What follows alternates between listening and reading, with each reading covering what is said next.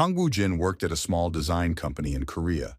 He had dark hair, golden brown eyes, and a gloomy expression. Entering the boss's office, he announced from the doorway that he was quitting. His appearance was as gloomy as always. Approaching the manager, he loudly slammed his palm on his desk, leaving a resignation letter. The boss was immediately enraged. He called this act impudence and sent the guy away, not wanting him to loom before his eyes. Woo-jin said he was going to send a letter listing the payments he was owed, including overtime and severance pay, and warned that if even a penny was missing, he would immediately contact the Ministry of Labor. After these words, Woo-jin turned around and headed for the exit, under the loud insults of his now former leader. A colleague approached Woo-jin. He was amazed that he could decide to quit, and began asking what he was going to do instead of this job. Woo-jin smiled and said that he had a work visa and was going to go to Australia. That same evening, Woo-jin held a party to celebrate his dismissal. Once again, he had to listen to questions about his unemployment status. His friend, having clarified how serious his intention to quit was, suggested that they go together to the audition for Super Actor. It was a talent show that had been running on SBC for a long time, and Woo-jin's friend said that he applied for it out of boredom but was accepted in the first round. The audition was scheduled to take place the next day, and he shared with Woo-jin that he was a little nervous about it. Woo-jin agreed to go with his friend and support him, and brought the glass to his mouth and took a big sip. Woo-jin's friend's name was Kim Dae-young, and his request made the boy curious in a peculiar way. Woo-jin thought about this favor, suddenly announced during a drinking party. The next day, he felt a little uneasy until he got to the event itself and was handed a piece of paper and asked to wait. Woo-jin received the script for the audition for the role from the white-haired man at the registration window. Among the pages of the script, he came across a rather unusual picture. It looked like a hypnotist's funnel, which did not allow him to look away from it. Woo-jin immediately fixed his gaze on her, although he realized at that moment that it was very strange. This funnel seemed to go beyond the boundaries of the sheet, expanding and wanting to pull Woo-jin into an unknown abyss. At that moment, he couldn't imagine that this would change his life forever. He began to fall through time and space. For the first time, it was difficult to accept it as reality. Everything seemed like a strong hallucination. Woo-jin landed as if in another dimension. There was noise all around. The boy heard some phrases that could possibly be taken from the scripts. It seemed like delirium, but Woo-jin lived new roles of various characters in seconds, completely transforming into them. He saw himself as if from the outside, sitting in a sand-colored suit, raincoat and hat, and looking thoughtfully somewhere to the side. In this image, he expressed his dissatisfaction with the haste of those around him, who probably really bothered him. Elsewhere, he was wearing a shirt, had a huge tattoo on his neck, and a piercing in his earlobe. He was lying with his eyes rolled back and dark circles under them, and drooling from his mouth. Each role was considered an unknown system program that generated images. Under another gaze, Woo-jin became a mysterious romantic youth among the floating sakura petals. On the other hand, he was dressed in a military uniform and looked crazy. He was crying and covering his face with his hand, and such a Woo-jin was only interested in how much money his insurance could pay. The real Woo-jin looked at the many screens that generated his many roles, scanning the various scenarios. He was very confused because such madness was impossible to even imagine. All the screens gave a notification about the end of reading and announced the beginning. Woo-jin's audition was over. He stood before the judges, clutching the script tightly in his hand, awaiting their decision. The judges were writing something down in their notebooks. The film crew was also present at the audition. Woo-jin was immediately viewed on camera. The girl, one of the judges, looked thoughtfully at the guy and asked about his acting education, asking whether he studied at an arts institute or somewhere abroad. Woo-jin said that he graduated from Gyeonggi-do Design University and studied acting on his own. The other judge crossed his fingers and with a strange, sarcastic smile, noted that Woo-jin had shown a high level for a person without any special education. Woo-jin rolled his eyes slightly and explained that for him, this task was not difficult. Without waiting for any further comments, he announced his resignation and headed for the exit. Near the door, Woo-jin turned around and warned the judges not to dare use the recording of him in the program. Otherwise, he would sue them for it. The judges were speechless before the boy left the room, astonished by his performance and the threat he had thrown at them. When he came out, the girl pointed out how great he had played, while only briefly glancing at the script. Another judge agreed with her comment, adding that the guy was a genius. He thought about it, and noticed that in the jungle of the entertainment industry, such monsters were encountered every now and then. Woo-jin was deep in thought. He clasped his fingers together and was away from the real world for a while, focusing his gaze on one point. He exhaled heavily and leaned forward, relaxing a little. He was gnawing at the shame of what he had done at the end of the audition. The judges asked him to act out the role. He did it, but the whole time he seemed out of sorts and couldn't even explain such behavior to himself. He looked at the black sheet of paper with the drawn funnel and wondered if it was the reason, because this drawing had caught his attention from the first seconds and changed something in him. The previous day was different. It was a beautiful sunny day outside, and the upcoming day did not foretell any strangeness. Waking up was hard for Woojin, though. Opening his eyes, he immediately felt a terrible headache, which felt like his skull had been cracked. Woojin had drunk too much the night before. He didn't remember how he got home, only the second place where he and his friends continued drinking. Woojin tried to recall the past day from the very beginning. He remembered that he quit his job in the morning. Later, he met up with friends to celebrate his dismissal. The company was great and there was a lot of drinking. But no matter how hard Woojin tried and replayed everything in circles, he couldn't remember the end of the party and the way home. He exhaled and decided not to bother his head, which was already not feeling well. At that moment, his phone rang. Kim Da-young called him, and hearing his friend's broken voice, asked how he was feeling and whether he had managed to get home safely. Woojin asked how much he drank yesterday, sharing that he didn't remember anything from yesterday, to which Da-young said that he disappeared for half an hour. Woojin repeated that he didn't remember anything, including his half-hour disappearance, and asked what his friend was calling about. Da-young noted that Woojin must have lost his memory, since he promised to go with him to the super actor casting. Woojin really forgot about his promise. He felt like he was hearing it for the first time, and it made him feel very awkward. It was an entertainment program from SBC channel where professionals find stars. Their show always looked spectacular and gathered many fans. Everyone from ordinary people to interns came to this show, and that is why the program was very discussed. Woojin was surprised, because acting was previously a hobby for Da-young, and now he suddenly decided to take it seriously. Da-young asked him to shut up, because he just asked him to go with him to the first round. Woojin asked not to even try to drag him anywhere, because he did not remember anything from the previous day. Da-young began to beg, trying to entice his friend and promising to buy him pork and soju after the selection. Woojin didn't give up and stood his ground, ignoring his friend's promises and manipulations. After a brief silence, Da-young announced that Hong Hee-young would be among the judges. It worked. Woojin was interested in this man, and Da-young managed to convince him to go with him as support. The next day, Woojin went to the audition with Da-young, thinking about the person who would be the judge. A lot of people came to the first round selection. They were all making noise, rehearsing their speech and getting ready to win over the judges and move on. Hong Hee-young was a top actress and had many fans and admirers of her work. Woojin was glad that he would be able to see her in person, thanks to this casting, which he actually agreed to just for this reason.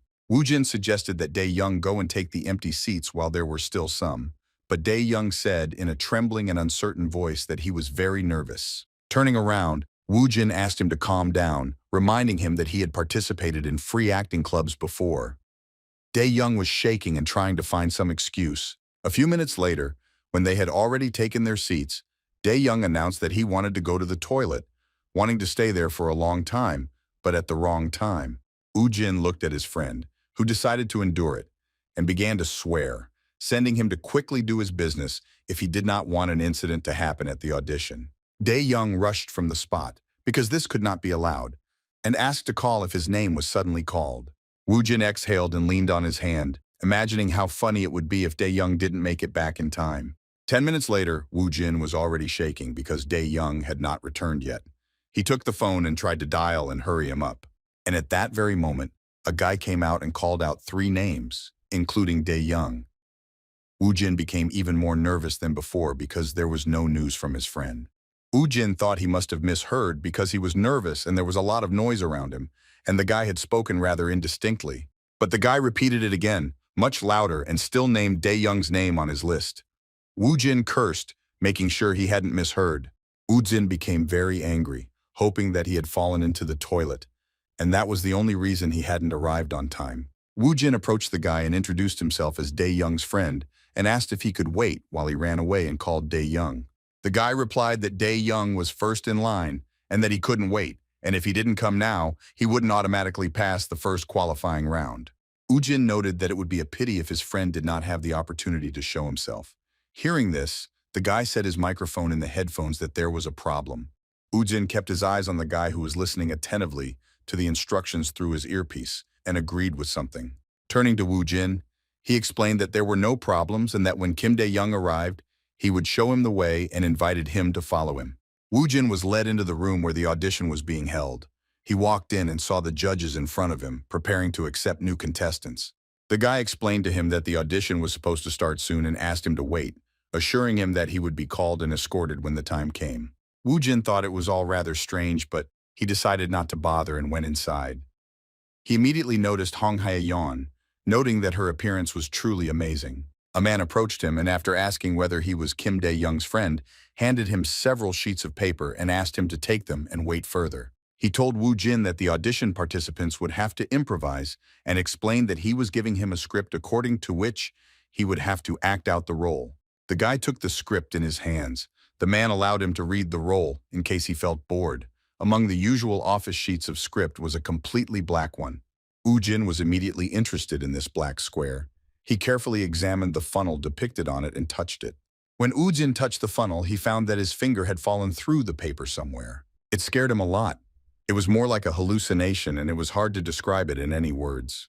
Woo-jin saw the funnel glow and begin to grow in size, inviting him to look inside. Woo-jin suddenly fell through space. He was falling somewhere down, but he couldn't see where. Everything around him was shining softly blue and hypnotizing with its glare.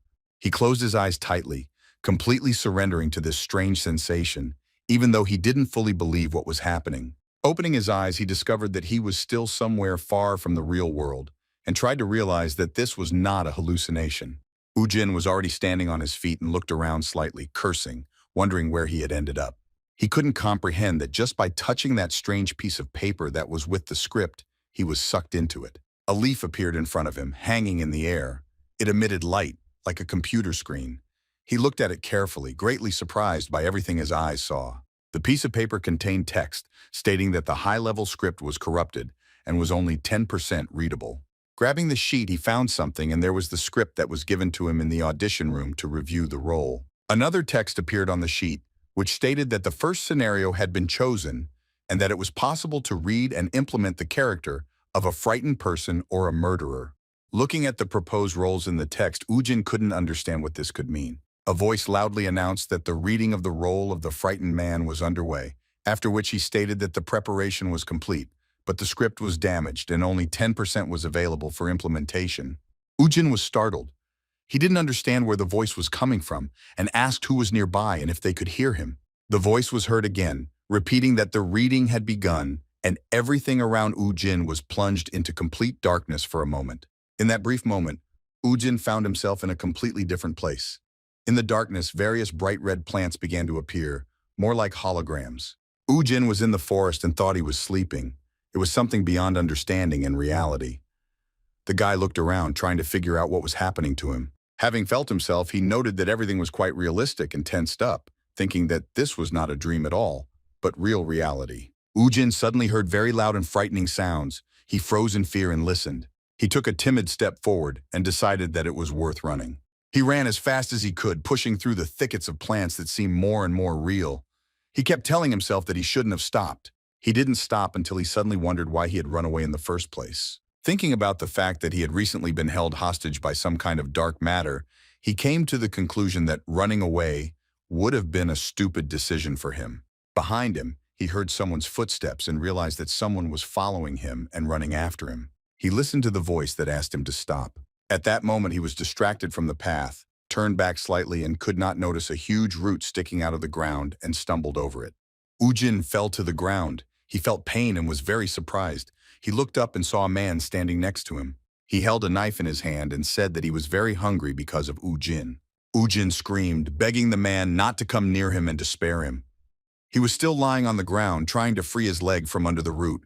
Woo-jin continued to beg the man for mercy, thinking at the same time whether reality could be exactly like this, and that if he suddenly stopped begging him for mercy, he would definitely die.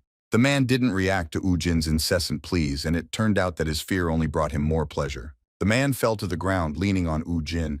His attempts to free himself and push him away were futile. The man lifted the knife, from which some liquid substance was dripping.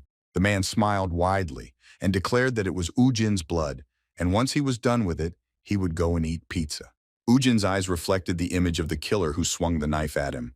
That same voice from nowhere announced that the reading was complete. Woojin screamed, choking from the terror he felt. His pupils shrank and tears involuntarily ran down his cheeks. And suddenly his screams died down. The streams of tears slowed down and his eyes began to roll back deeply. He collapsed on the tiles right in the middle of the audition room in front of the judges, cameras, and crew. The judges were taken aback and simply stared at Woojin sprawled on the floor. Hong Hye-young was the most scared of all and looked at the guy, not knowing what to do. Woojin continued to lie on the floor, not moving or making the slightest sound, as if pretending to be dead. He felt ashamed for such an act, which seriously frightened everyone around him at that moment. After a pause, he began to laugh, but he felt like a complete idiot who screamed, yelled, and floundered and just wanted to escape. As he returned from the strange subspace, he was immediately asked to play a role, and he showed what he managed to survive. Hong Hye-young asked him about his educational background, clearly interested in his performance, although he didn't realize it right away. When the girl approached him inside, he was in a flutter of admiration for her beauty and skill and really wanted to get an autograph, but on the outside, he was unperturbed. He decided that he needed to deal with the shame and make a brick face in order to appear as a highly intelligent person, and announced that he graduated from a design university. The judge was shocked that Woojin had studied acting on his own, as he had shown a very high level of performance. He tried to be even more serious, trying to hide his shame, and replied that the role was not difficult for him. Wanting to escape, he hurried to the exit, warning the judges not to use the recording with him, otherwise he would sue them, and quickly slipped out the door. The judges were impressed by his performance and the fact that he was self-taught, as well as his serious look and the threat he threw at them. The judges began to chatter among themselves, discussing the guy and his performance, noting that similar monsters were encountered every now and then in the entertainment industry. Dae-young approached him in the hallway and solemnly announced his return. Woojin joked that he had decided to save the country at the same time and asked how everything went. Dae-young said that he was only given 15 seconds to perform and asked if the judges asked him any questions. Woojin turned away, burning with shame, assuring that there were no questions. Woojin noticed the script that Dae-young was holding under his arm and asked him to let him look at it. Dae-young handed the script to Woojin without asking, and Woojin stared at it, cursing silently. In Dae-young's script, there was also that weird black sheet with a funnel in it, and Woojin was sure he was in a weird subspace the moment he touched it. He was sure that it was neither his imagination nor a dream, but that he had experienced all of that in reality. But he could not understand how it was possible. Having run through the script again, he decided that he had apparently entered the reality he had read about, and this time he chose the frightened man. Woojin tried to figure it out and came to the conclusion that he was most likely becoming a character in a certain script that he read. When he went outside, Woojin immediately asked Dae-young if he had any scripts at home and began asking to come visit him.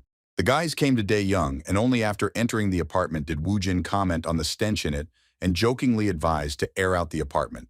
Dae-young called his friend a grumbler and, starting to look for scripts, asked why they were suddenly needed, emphasizing that he didn't even watch TV. Woojin briefly replied that he just wanted to check something, not wanting to tell what had happened to him a few hours earlier. After rummaging through the cabinets, Dae-young managed to find only a few scripts for dramas and a script for an unmade film. Woojin, looking at them, was slightly disappointed, but there were no more options. Among the scripts handed to him, Woojin noticed the same black sheet of paper, which didn't really surprise him. Woojin glanced at his watch, which showed 11 o'clock and 41 minutes, and asked his friend to watch carefully. He smiled and asked what he was going to do. Touching the black sheet, everything around him changed, and Woojin found himself in another subspace again. He was in complete darkness where nothing existed. This made him nervous, because he had expected to find himself in a slightly different place, but he had not expected to appear in the middle of nowhere. He decided to start with a blank sheet of paper. The number of sheets increased as soon as he touched them. Woojin crossed his arms in front of him, looking at them, and wondering if they would continue to increase as he studied more scenarios. Thinking about it, he decided it was time to return to reality. Nothing happened, and he raised his head up, but saw only darkness. He began to look around. Irritation mixed with fear rolled over him, and he began to scream, not understanding how to get out of there. He began to shout out different commands, hoping that at least one of them would work. And finally, he found himself back in Dae-young's apartment next to him, and let out a quiet cry from the suddenness. His friend immediately got scared and started asking him what had happened. Woojin looked at his watch and found that the time had not changed, although he had been in that subspace for about 5 minutes. Dae-young continued to ask what was going on, but was interrupted by a ringing phone. He picked up the phone and informed someone that Woo-jin was nearby, then whispered to his friend that the producer of Super Actor would just pass the phone to him. Woo-jin tensed up, having already forgotten about the disgrace of his audition, and leaned towards the extended phone, afraid of hearing something bad. The girl informed him that he had passed the first round and asked if he wanted to come to their show, noting how funny it was that he had just come as support, but was able to pass to the next round. Thinking that they wanted to make a clown out of him, he activated the bluff and pretense, and replied that he was not interested in the offer. It was so boring. The girl thought about what could have happened when the guy gave it his all, and laughed and noted out loud how straightforward he was. Woo-jin apologized and asked them not to call him again, mentally begging them to forget his shame. Dae-young stood there with his mouth almost open, listening to such a conversation. The girl thought about how the ratings would skyrocket if his performance as a guy was shown on TV, although she began to suspect that he really wasn't interested. She said that she would then make a clip of his performance for the show. Woo-jin continued in a serious tone, asking if it was possible to watch the recording of the casting, to which the girl asked for a phone number and promised to send it to the messenger. The girl was saying goodbye to Woo-jin, and at that moment, a man came up from behind and stood waiting for the conversation to end. It was one of the judges, and after the girl hung up, he asked if she had spoken to that designer. The girl shuddered, scared, and asked to make at least some sounds when she was about to approach. Exhaling, she said that Woo-jin would not participate in the second round because he was bored, which made the man laugh loudly, considering him an idiot. After which he thought for a moment, scratching his beard and grinning, asked if she had received Woo-jin's number. Woo-jin got to his house and lay down on the floor. He thought about his tiredness and noted that he had managed to verify some things in Dae-young's apartment. Kim Dae-young almost went crazy asking why he was getting a call from Super Actor and ended up having to run away from there to avoid being told something he himself didn't fully understand. But he managed to clarify something for himself. He discovered that when he was sucked into the black space, time and reality stopped. It was also clear that others did not see that black sheet, but it was visible only to him. And also, to leave the space, it was necessary to shout the words out. Once Woo-jin had checked all the important things about this strange black sheet, it was imperative for him to finish what he had started. He was looking at 2 scripts for dramas that had already started airing. These were 2 stories based on books and a bare script.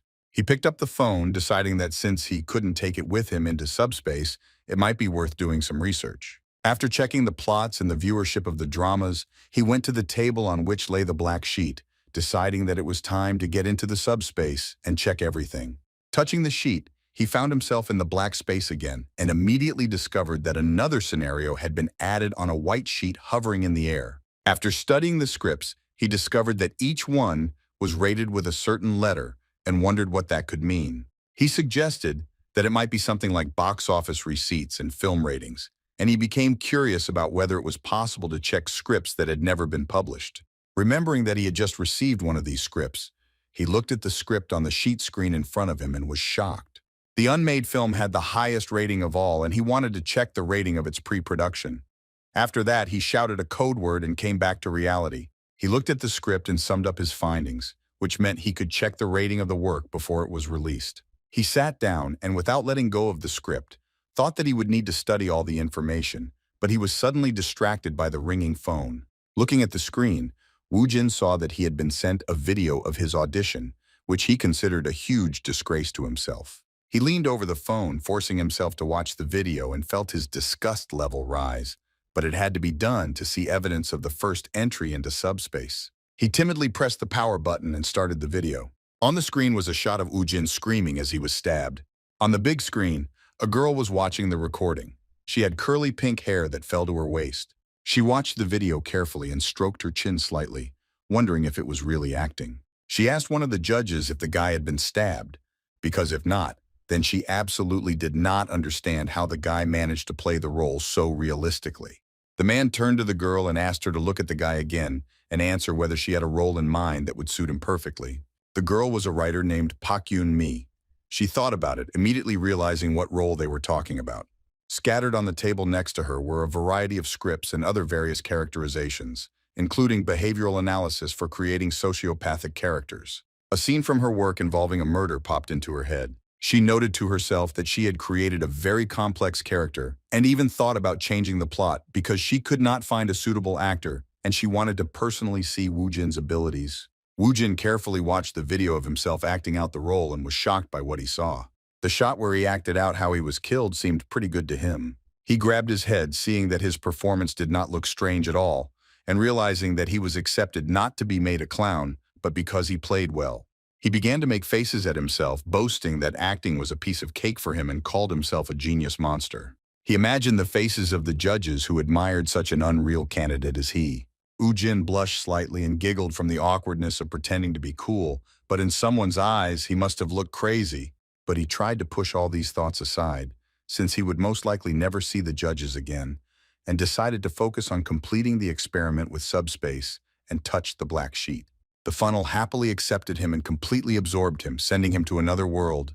Woo Jin assumed that there might be something he didn't know yet, and decided to first use the scripts he already had in hand to experience everything like last time. He glanced out the window before he disappeared from reality and thought that he really wanted to be stabbed again. Appearing back, he screamed again and looked at the same window again. He noticed that this time his mind was not as clouded as it had been last time and was surprised that his body had adapted so quickly. He sat on the floor, rereading the scripts scattered around and memorizing them. The last thing he did was reread The Cafe Worker and learn not only the dialogues, but also all the feelings, thoughts, and moods that were carefully absorbed into him. Woo Jin felt very strange after living the role of a character in the subspace. He completely immersed himself in its world and literally became a different person, deeply imbued with the script. Woo Jin thought that with such abilities, he should seriously try himself as an actor, and felt how his life became more interesting. Woo Jin's phone rang and an unknown number appeared on the screen, which surprised him a little. He cautiously picked up the phone. A man called his name, and Woo Jin confirmed that it was him. The man introduced himself as a producer named Songman Woo and asked if the guy remembered him. The guy remembered that he was sitting in the middle at the judge's table and, in an indifferent tone, asked the man if he was the one with the beard. Man Woo laughed, confirming this, and asked the boy if he would like to meet him in person. Woo Jin did not understand what the producer wanted from him, and deciding to start with the basics, he demanded to first state the reason for the meeting. Woo Jin forced himself to be strong and not show his nervousness. The producer replied that it was not a phone call and continued to insist on a face-to-face meeting. Woo Jin held on and told the producer that he only had time until 4 o'clock, although this was not entirely true. Man Woo agreed and asked them to come to him, pointing out that he had several other meetings besides theirs. Woo Jin said that he didn't care where the meeting would take place, and the producer thanked him and promised to send him the address. The guy hung up and stared at the phone, trying to figure out why the super actor's producer wanted to meet him in person. He remembered that Kim Dae-young told him that this bearded man was quite famous, but he decided to check the accuracy of this information on the internet. He found several articles. One of them talked about his collaboration with writer Park Yoon-mi and their joint work on a film. Another article was about a competition among actors for a chance to star in Songman Woo's new project. Woo Jin glanced at the rows of articles in surprise. The producer was indeed famous, and it was unclear to Woo Jin why he had asked for a meeting and assumed that Man Woo wanted to offer him a role. When he came to the meeting, he turned out to be right. Man Woo suggested getting straight to the point and noted that Woo Jin had demonstrated excellent acting and said that he would be interested to see how he would perform the monologue. Writer Park Yoon-mi and Hong Hye-young remained silent and looked at the guy with interest along with the producer. Several people who might have been on the film crew also watched Woo Jin attentively without saying a word. Woo Jin felt a little awkward that 6 people were just openly staring at him like he was prey, and he thought acting out a monologue was some kind of nonsense in that situation. A storm of emotions was raging inside him. He was worried because he had only started acting the day before and was inexperienced, and he just wanted to continue sitting silently. Man Woo explained to Woo Jin that he could read the script from the tablet in front of him and interpret it as he felt. Woo Jin glanced at the tablet and cursed, because of course the black square didn't appear. It turned out that the black square was only available when using the scenario on paper, and there was nothing like that there. And Woo Jin became nervous that he would not be able to enter the subspace. He looked at the judges, who were looking at him with particular attention and waiting for the game. Woo Jin knew that if he failed to get between realities, his lack of acting skills would be revealed very quickly. He was very worried, not knowing how he would get out of this. Woo Jin was worried. He exhaled, reassuring himself that his life did not depend on this, and prepared himself for the upcoming shame. He thought that perhaps he should have been honest with the judges and himself, but he was already sitting at the same table with them, and they were full of anticipation. Woojin began to read the monologue, and from the first words it sounded terrible. The judges slightly grimaced, but continued to listen to the guy, although it was already clear from their faces that they were, to put it mildly, not delighted. Woojin continued to squeeze out words, each second bringing him closer to complete failure.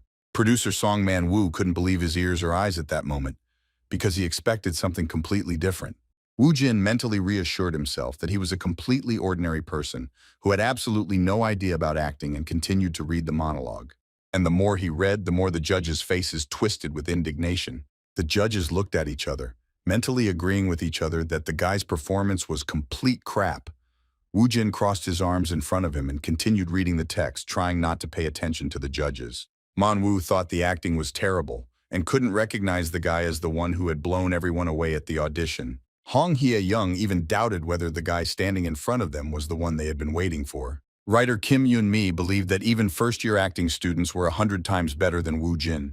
Woojin continued to play the role given to him with terrible hesitation, almost emotionlessly, while the judges were in complete shock. He wanted to quickly scold and go home, but deciding to be strong until the end, he turned away from the monologue and addressed the judges. Woojin asked in a rather serious and equally indifferent tone whether he would be released from this audition already, which left Man-woo completely taken aback. Woojin silently looked at the judges, not lowering his arms crossed in displeasure, and waited for an answer to his question. His eyes expressed complete indifference to what was happening, and he really behaved very decently for such a seemingly resounding failure. The producer didn't know how to react to such a statement and just sat for a while with his mouth open and stared at the guy, and suddenly for some reason decided that he played the role of a person who doesn't know how to act.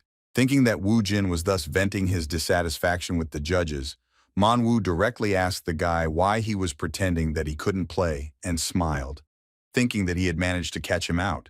The rest of the judges looked at each other after Man-woo's question to the guy, beginning to guess that it really could have been acting. Woojin frowned, wondering to himself how the producer could even come to such a conclusion.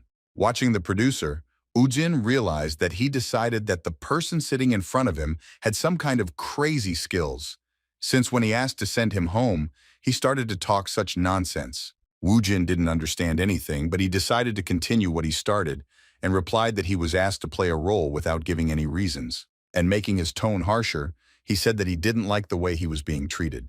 The producer immediately became very nervous and asked the guy to calm down. The producer smiled nervously and explained that he was simply impatient to announce such talent to the world and, promising to explain everything, asked the guy to sit back down.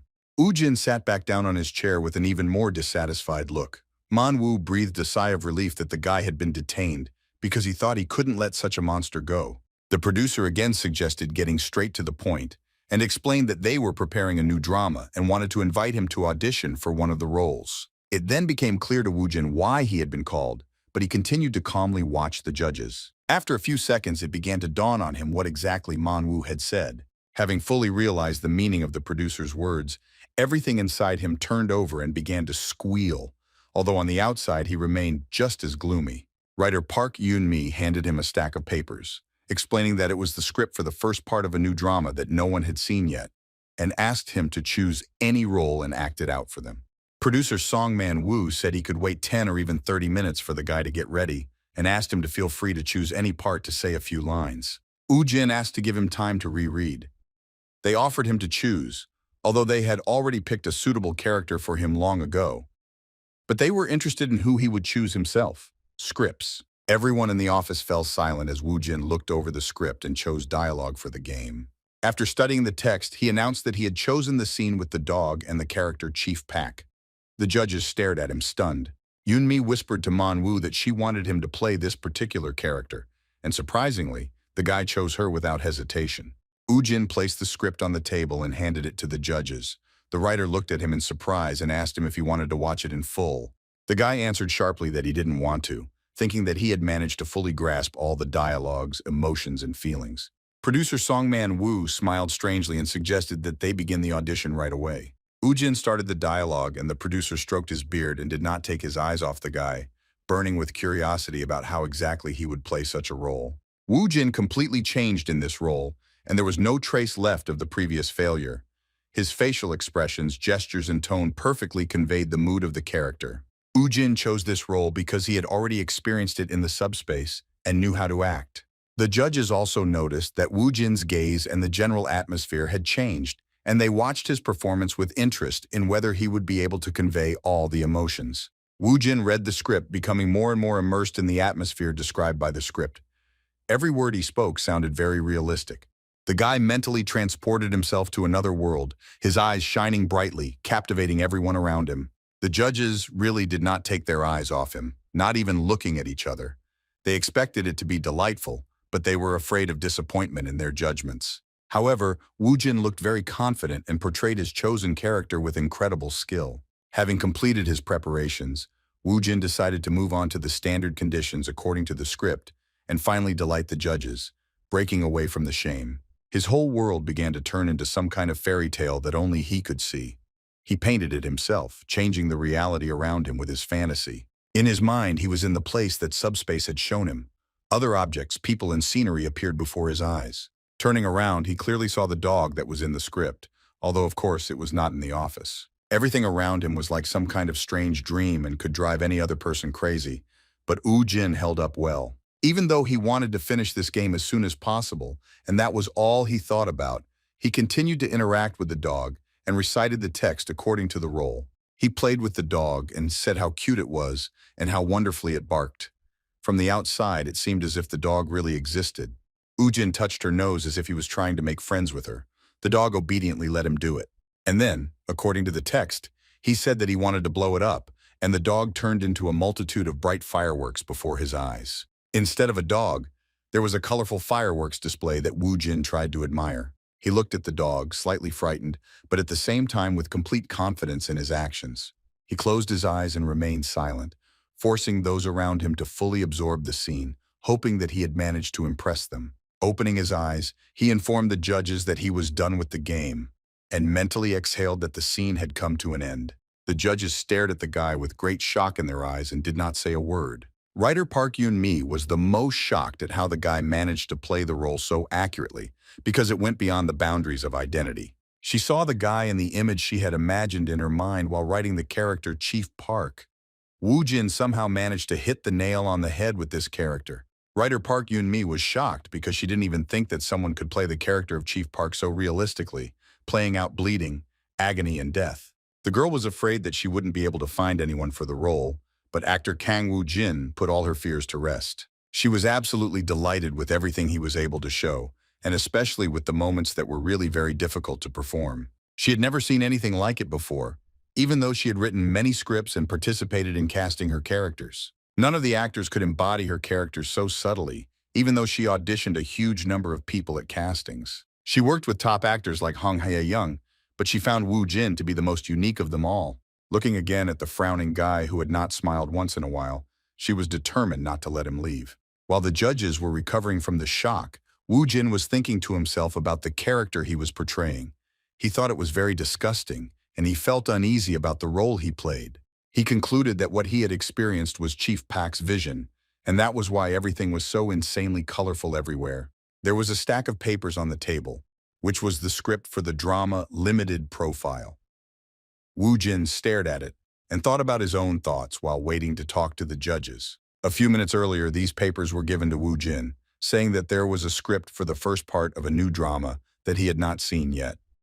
He immediately began to flip through the pages. When they told him to choose any role and play it, he simply did not understand what was happening. Woo-jin only thought that he needed time to figure everything out, and touched the black square, and went into the subspace to catch his breath. Only when he found himself in another reality, among the scenarios hanging in the darkness, did he immediately feel lighter and calmer. But he was puzzled by what was happening in front of the judges. He wanted to lay it all out. The judges wanted him to audition for a cool drama. The reason the judges started talking about the audition was because they liked his acting. Woo-jin began to realize that with access to the subspace, he could actually achieve something worthwhile. And this was quite an interesting fact. He looked at the new script and studied its characteristics, which later surprised him greatly. This drama was rated A, and the guy wondered if there was a higher rating than that. Woo-jin thought that such a drama should have at least twice the viewers of the C-ranked Swindler Prosecutor. He put together all the facts he knew and thought he could experiment with a new scenario, although he wasn't entirely sure about it. Limited Profile was a crime drama, and Woo Jin got hooked on the fact that the judges must have wanted him to audition for a certain supporting role.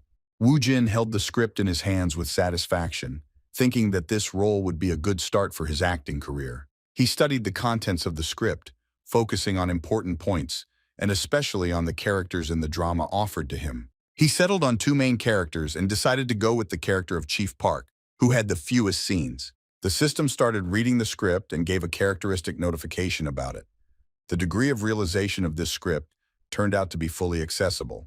Having undergone a kind of training in the subspace and played this role in front of the judges, Woo Jin was impatiently curious to see how he would be judged. Writer Park Eun-mi stood up from her chair and leaned her hands on the table. She looked at the table with her head slightly lowered and remained silent for a while. Woo Jin tensed up at her appearance, as it seemed like the girl was very angry. The girl raised her head and slowly walked towards him. She walked up to Woo Jin and timidly but firmly took his hands in hers. Woo Jin stared at her, completely confused by what was happening. The girl pressed his hands to her chest and began to beg him to play Chief Park in her drama. She smiled broadly and her eyes lit up with great hope. The girl tried to assure him that the guy had to take this role. Producer Man-woo, looking at the girl, thought that she was reacting too emotionally and that no one was holding castings like that, although he understood her emotions. No one present wanted to miss out on a monster like Woo Jin. He completely captivated them with his performance and became unique in their eyes. Woo Jin was seriously scared when the girl took his hands, but after hearing her words, he felt incredible happiness. Woo Jin could confidently say that he had played well, judging by the reaction of the person who created this character. On the outside, he kept up appearances and abruptly asked the girl not to touch him. She apologized because she herself did not expect such a reaction from herself. The producer looked over, drawing attention to himself, and asked the writer to calm down, explaining that he would like to ask Mr. Woo Jin a few questions first. Woo Jin tensed up again, not expecting any questions. Man-woo recalled that on Super Actor, the guy said that he studied acting himself and asked how long ago he started doing it. Woo Jin mentally replied that it happened somewhere between today and yesterday, and deciding to answer as vaguely as possible, said that it was a long time ago. Man-woo thought the guy was a proud brat and wondered why he decided to come out only then, thinking that since the guy chose such a strong character, he must have studied for more than 10 years. Man-woo said that he realized that the guy was self-taught and emphasized that any self-study should have limits, to which Woo Jin just rolled his eyes, mentally sarcastically quipped at this statement. Man-woo reasoned out loud that if he had attended some hobby groups or performed in a small theater, someone would have noticed his talent long ago and assumed that the guy could live abroad. Woo Jin looked at Hong Hye-yeon, whose eyes grew wider with each question, and felt like the snowball of lies was growing bigger and bigger. Hong Hye-yeon intervened in the conversation and made it known that if there were any circumstances that he did not want to talk about, he did not have to answer such questions. Woo Jin exhaled inside and replied that it was so, and he wanted to refuse to answer the question asked, wanting to maintain the image of a mystery and give less information about himself. The producer grinned, thinking about the possible circumstances that the guy didn't want to talk about. He understood that since he came to the show that was shown all over Korea, it meant that he was not a criminal, and therefore he couldn't be let go. The producer asked why Woo Jin chose Chief Park, since the script had scenes and characters much simpler than this. Park Eun-mi also trembled with curiosity about this topic. Woo Jin decided that the question could be answered truthfully and answered who chose such a character because he had the fewest words. The judges were completely indignant at this answer and they stared at the guy. This answer disappointed the writer the most. She was offended that this was the only reason he chose this character, because it was 10 times more difficult to analyze. Producer Man-woo didn't understand how the guy's brain worked, because any other actor would avoid such a role as much as possible, and he was definitely either a genius or just weird. Top actress Hong Hye-yeon began to suspect that the guy was simply trying to raise his value, pretending to be so easy for him to take on this role. Woo Jin, seeing the expressions on all the judges' faces, realized that they were all thinking about different things, and it was quite strange. He felt very awkward and could no longer maintain this image. Deciding that he had been sitting too long, he stood up from his chair and, running his fingers across the table, declared that it was time for him to go and that he would think about their offer. Woo Jin stood next to the NV and nervously drummed his fingers on it. After the casting, he was left quite twitchy, Looking at his phone, he only thought about what could have happened to the judges, that their faces were so distorted. Dae-young called him and offered to meet in the evening, specifying that he would buy him meat, as he had promised earlier, and asked him to return the scripts that he had taken. While Woo-jin was talking on the phone near the elevator cabin, actress Hong Hee-young approached from behind. As the guy reached for the button to call the elevator, the girl called out his name. Hong Hee-young smiled charmingly and asked why he didn't accept their offer. He turned around, and when he saw the girl, he froze slightly. He really liked her and her work, so he got very nervous being so close to her. The girl was gorgeous as always, and stood very close to him, asking him questions, and was quite interested in his candidacy. Inside, he was jumping for joy that a top actress had spoken to him, but outside, he kept himself very serious and reminded her that he had said he would think about it and had not refused. The girl looked at him with a little hurt and confusion. The guy thought it was strange that everyone really thought he was arrogant, although it was just a pretense, and he thought that cool guys never agreed right away. The girl came closer to him and with a gentle and innocent look asked if Woo-jin had his own agency. Woo-jin briefly replied that there was no agency, but inside he admired her gorgeous appearance and hoped that she couldn't hear his heart pounding. The girl asked for a reason, to which Woo-jin asked if there was a reason for it. Hye-yeon waved it off and asked directly if the guy had ever lived abroad. Woo-jin replied with a sideways glance. The girl was indignant internally because he didn't want to talk about it in the office, and then apologized and asked about his age. Woo-jin was 27 years old. Hearing this, the girl said that she was 2 years older than him and smiled sweetly. Woo-jin didn't want to get involved in this conversation and only looked at the opening door while the girl again tried to clarify whether he had an agency. When the elevator doors opened, she waved to him and expressed her hopes for their quick meeting. She smiled innocently, as if hiding something behind that smile. Woo-jin looked at her with the same serious expression through the small gap of the closing elevator doors. As soon as the doors closed tightly, he floated, not believing that he really saw so close, and even talked with Hong Hye-yeon herself. Evening had come. The lanterns brightly illuminated the street and illuminated the facades of the houses, which looked unusually beautiful against the black sky. The judges had not yet left the office and the furniture at the common table, watching the videotaped performance of Woo-jin over and over again. One of the judges shared that when he was told about this young man, his expectations were high, but he did not think that the guy would show such an incredible game. Man-woo noted that it seemed like the guy was going beyond the scope of the role, but once the role was played, the brat became the same, as if he had some kind of switch, and few professionals were capable of this. Man-woo didn't know whether to be horrified or impressed by the self-taught man's skills.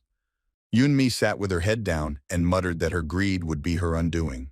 She had seen many actors throughout her career, and now she couldn't imagine anyone other than a guy playing Chief Park, and was afraid that he wouldn't agree to play.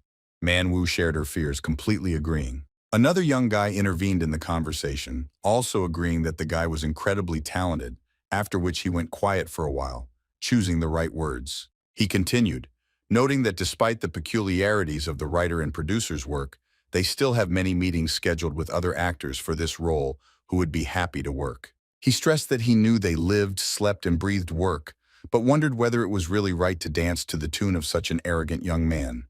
Producer Man-woo responded to this by saying that the guy had always been like this, and as the younger generation says, the guy was an arrogant person, and he slightly pouted in despair. The guy objected, because Chief Park was not some episodic role, but rather an important one, and there was no reason to think about finding another actor. Man-woo, however, thought that the guy might have something up his sleeve. After thinking a little more, the producer agreed that the guy was simply raising his price, and it was worth giving him time to understand how much this monster would cost them. The young judge asked again whether there was talk of a fee, and was not willing to pay a lot to a still very green newcomer, and hoped that the words about driving up the price were just an assumption. Man-woo thought out loud that he had never been in a position to cling to anyone. Writer Park Yoon-mi said she didn't care whether it was a guess or not, but she felt it was something that shouldn't have been wasted. Director Lee suspected a threatening tone in her words, to which Man-woo pointed out that his job was to satisfy Kang Woo-jin's financial needs, but the director was afraid of possible rumors throughout the industry. Man-woo suggested in this case to calculate how much the risks associated with rumors, gossip, and sidelong glances could cost, and to give a fee that would not exceed the cost of losses, and also to include a non-disclosure clause in the contract, after which Man-woo slammed the sheet of paper on the table, declaring that he was sure that the guy was smart enough and would not overcharge, and therefore he was betting everything on him. He immediately took his phone out of his pocket and asked if he could call him, now that they had decided everything. The director looked at him indignantly, but said nothing. The producer dialed Woo Jin's number, and when he picked up the phone, he asked if he had already thought about the offer. After a short pause, he asked again. The guy refuses the role because of the fee and asked to answer him directly. Woo Jin remained silent, and Manhwa promised to be honest and explained that they wanted to secure the role of Chief Park for him as soon as possible, and gave him until the end of the day to think about it. The next day, he and Woo Jin were supposed to meet to go over the terms and set the time for 10 o'clock in the morning. Woo Jin agreed. After the conversation ended, Woo Jin was confused by the fact that Manhwa suddenly called and started to talk about the fee. He did not understand what they wanted from him and was a little angry about it. Woo Jin went to an appointed meeting with Kim Dae-young and decided to ask him about it. Kim Dae-young was already sitting at a table in the restaurant having dinner and was happy to see his friend. Woo Jin immediately handed him the scripts he had taken. Dae-young lightly joked that Woo Jin used them as a trivet, not believing that the scripts were actually useful to him. Woo Jin did not appreciate the joke and assured that he had read them. Woo Jin even made a copy of Sales Agent and asked Dae-young about the fact that the film was never made. Dae confirmed this and said that the studio had already found investors who were casting. Woo Jin asked if the film would be shown in theaters if it was made, but Dae-young explained that the film was a short film, and even commercial films often don't make money, and this one had an unknown director. Woo Jin continued the interrogation and asked how to know if a film was successful. Dae-young explained that being successful means making money. If a film wins awards at various film festivals and ceremonies, that's a whole other level. Woo Jin asked what company was involved in the film and if he knew where it was. Dae-young couldn't resist, and while picking up some food, he asked Woo Jin why he suddenly became interested in the film industry. He promised to send a link to the community with all the information about the film. Woo Jin thanked him and asked to imagine that he was a newbie, described his situation without revealing that it somehow concerned him, and asked for advice. Dae-young was puzzled but replied that a newcomer could only be cast with a great miracle since there was no need to use just anyone in such a strong project. Dae-young said that there was no point in taking a newcomer because there were many actors who were ready to take on any role, and finding a good job is only possible thanks to connections. Woo Jin asked about the fee if the newcomer was accepted. Dae-young said that the newcomer should have thought about the fee and be happy if they gave him at least something for the opportunity. Dae-young named the amount of 3,000 won per episode, emphasizing that a newcomer should bow at the producer's feet for that kind of money. Woo Jin was indignant to himself because it was a negligible amount of money. Woo Jin was very nervous that he could actually be offered that kind of money. In the morning, Woo Jin went to meet with producer Manhwa at a loss about the fee and other conditions. Near the elevator, he met director Lee, who asked him in a sharp tone to move at a faster pace, and Woo Jin did not like this attitude at all.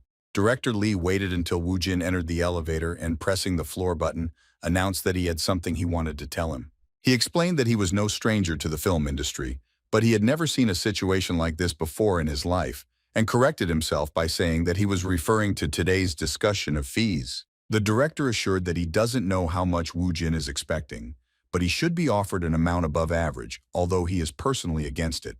But the producer and writer insisted on it. The director warned Woo Jin that he would be closely monitored and asked him to be careful, as it was not appropriate to start the production of the film with a scandal, and hoped that his advice would help before the meeting with the producer. Woo Jin director Lee seemed like a good person, since he was so worried about him. He informed him that he understood everything. Woo Jin had the feeling that they were going to offer him a little more than 3,000 won, but his thoughts were interrupted by the director who asked him to follow him when the elevator stopped and opened the doors. Woo Jin was a little excited about the upcoming conversation. They approached the office door and the director informed the producer of his arrival. Woo Jin came in and said hello.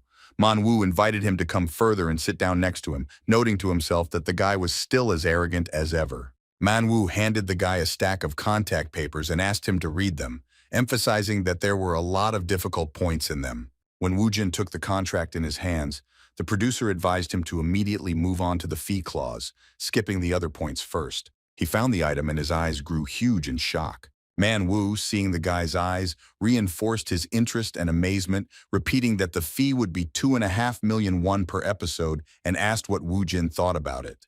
This amount was 830 times more than what Jin had expected. He didn't know if the amount was after taxes, but he was getting about 2.3 million won from the design company. Manhwa looked at Jin, and it seemed to him that the guy was unhappy and the atmosphere was not very good. But he understood that the proposed role was not easy, although in fact the guy's face froze in panic. Manhwa, without waiting for an answer, noted that the usual fee for newcomers was between 200 and 400,000 won, but the judges considered him special and did not deserve to be treated as a newcomer. Manhwa explained that the proposed amount was excluding the percentage from blogs, video platforms, and was expected to be 4 episodes. But he would also be paid for the flashback scene, and the total would be a little over 10 million won. Jin replied that he had assumed something like that, although inside he was in complete shock from such a sum, even though he was special and could not imagine how much top actors were getting paid back then. Manhwa asked if the boy understood that he would soon be earning much more. Jin was even more surprised that a percentage from other sources would also go to him, but he didn't show it. Manhwa was having this conversation, trying to catch the guy in his net, and asked if he agreed to such conditions. Jin thought that of course this was more than enough, but he was curious about the limits of his price and asked if that was all they could offer, because his idea of fees was vague and he wanted to know the exact figures for sure. Manhwa began to despair, noting that perhaps they had disappointed the guy after all, since even after long speeches he did not agree. The producer remembered the writer's words about no one sparing money for this guy, and understood that the main task at that moment was not to miss him. Manhwa raised the price to 3.5 million won, explaining that it was only because the guy was unique and paid attention to the non-disclosure clause about the casting and fee that director Lee was ready to tear the producer apart. Manhwa asked if Jin was now willing to play the role. The boy sat there speechless and briefly replied that he thought they had reached an agreement. Director Lee was desperate and informed that he would briefly explain what was included in the contract, which stipulated the general shooting schedule. And then he continued with a very long list of what was written in the contract, including decorations and advertising and much more. Manhwa explained that he would hand over the script as soon as it was completely ready and would contact the guy when the next parts were released, and asked about the guy's agency, which usually handles such things. The producer, having learned that there was no agency, reassured the guy that there was no need to look for one right away, since agencies would flock to him when the first episode of the drama came out, and maybe even earlier. Jin informed that he understood everything and asked what it was worth preparing. Manhwa explained that he would give the first part of the script right away, and then it was worth rehearsing the lines. Jin walked towards the exit of the office building with heavy legs due to nervousness. He had the feeling that he had gone crazy, because everything that had happened in the office with the familiarization with the contract could not fit into his head. Jin couldn't believe that he had actually been cast in the movie and was now an actor.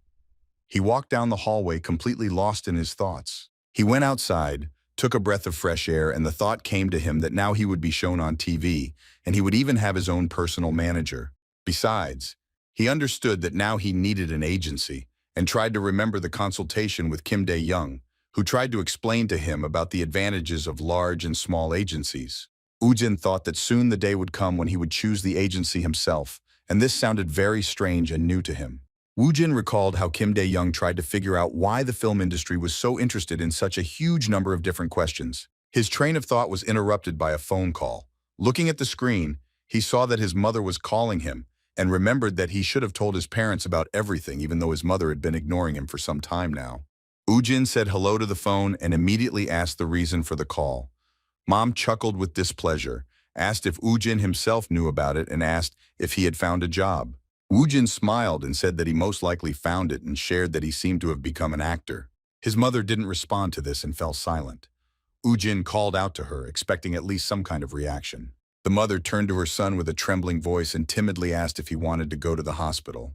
2 days after signing the contract for the role of Chief Park, rumors about Kang Jin quickly spread throughout the industry. All the staff members were constantly whispering among themselves, sharing some new nuances of news. The entire office was buzzing about the fact that the team had found an actor to play Chief Park. People were whispering it in each other's ears, although the rumor had spread so much that there was probably no one who hadn't heard about it. The identity of the new actor was not revealed. The script of the drama was considered very high quality and successful in the film industry, and everyone was shocked that besides Hong Hae-young, A new actor was approved so quickly. The rumors became more and more inflated, and they started from the company Sea Blue Studio. Rumors about Kang Woo-jin were spreading among the employees, which numbered more than 100 people. People argued among themselves. Some said that the new actor was Kim Woo-young. Others insisted that the actor was from overseas, and if he was approved so quickly, then he was top-notch. Rumors were circulating in the media, entertainment production companies, and broadcasting companies. Kang Woo-jin was gradually becoming a well-known person in the industry, but no one knew anything about him, not even his name. Meanwhile, Woo-jin was busy rehearsing the script. He was sitting on the floor, preparing to read other scenes of the drama and find out information about the sales agent. And he didn't even know what kind of hype was going on around him. He decided to look at the information in the community that Kim Dae-young sent him. It was unconfirmed, and Woo-jin did not trust it very much. After searching the internet, he found an article that seemed more credible to him. The article had many comments, which Woo-jin also began to study. Woo-jin knew that if he searched further, no more information would appear.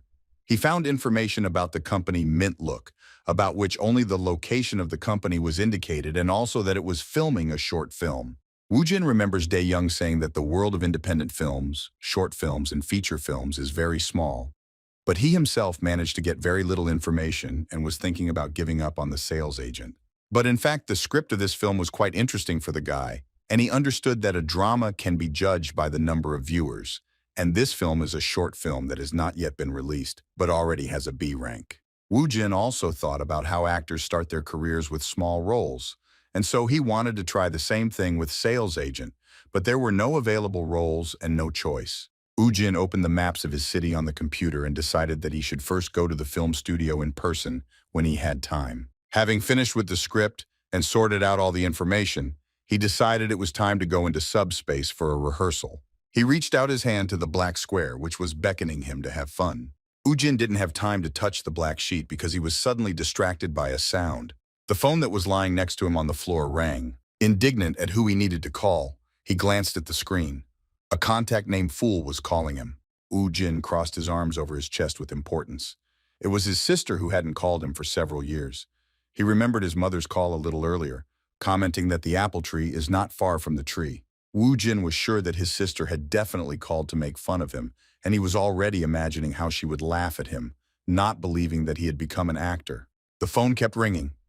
Woo-jin tried to ignore the incoming call, not wanting to pick it up. Woo-jin couldn't stand the tension and screamed loudly about how fed up he was. But looking at the screen again, he saw that a completely different number was calling, which was not identified in the contact book. He assumed that his sister could be calling from her friend's number and doubted whether to pick up the phone. He exhaled and decided to pick up the phone. When he received the call, he heard a female voice. It was Hong Hae-young. Woo-jin was torn apart by emotions for the same reasons. A top actress known to the whole country called him on his personal mobile. Woo-jin tried to calm himself down because he had to maintain his image as a cool guy who was always serious. The guy exhaled and greeted the girl in a serious tone, who was surprised by such a strange reaction to her call. The girl said that she heard that the guy was approved for the role of Chief Park, and expressed that for her, it was a very unexpected addition to the cast. And since there are a lot of rumors, she called out of curiosity. Woo-jin rolled his eyes at what he heard. The girl continued, noting that the role of Chief Park was a hot topic in the film industry, but in any case, she thought the guy would be a star at the first reading. Hong Hae-young said that there will be famous actors and someone who no one has seen before, sitting there, and also admitted that she has been watching the guy from the very beginning. Woo-jin sat in bewilderment and said goodbye to the elderly girl to work hard, to which she was indignant, asking not to force her to do this on vacation. After finishing the conversation, Woo-jin melted on the floor because he now had Hong Hae-young's number, who also called him just to chat and tell him what was happening in the film industry. The public reaction was very different from that of Woo-jin's family. His mother asked him to get checked by a doctor. His sister would definitely laugh at him if he picked up the phone.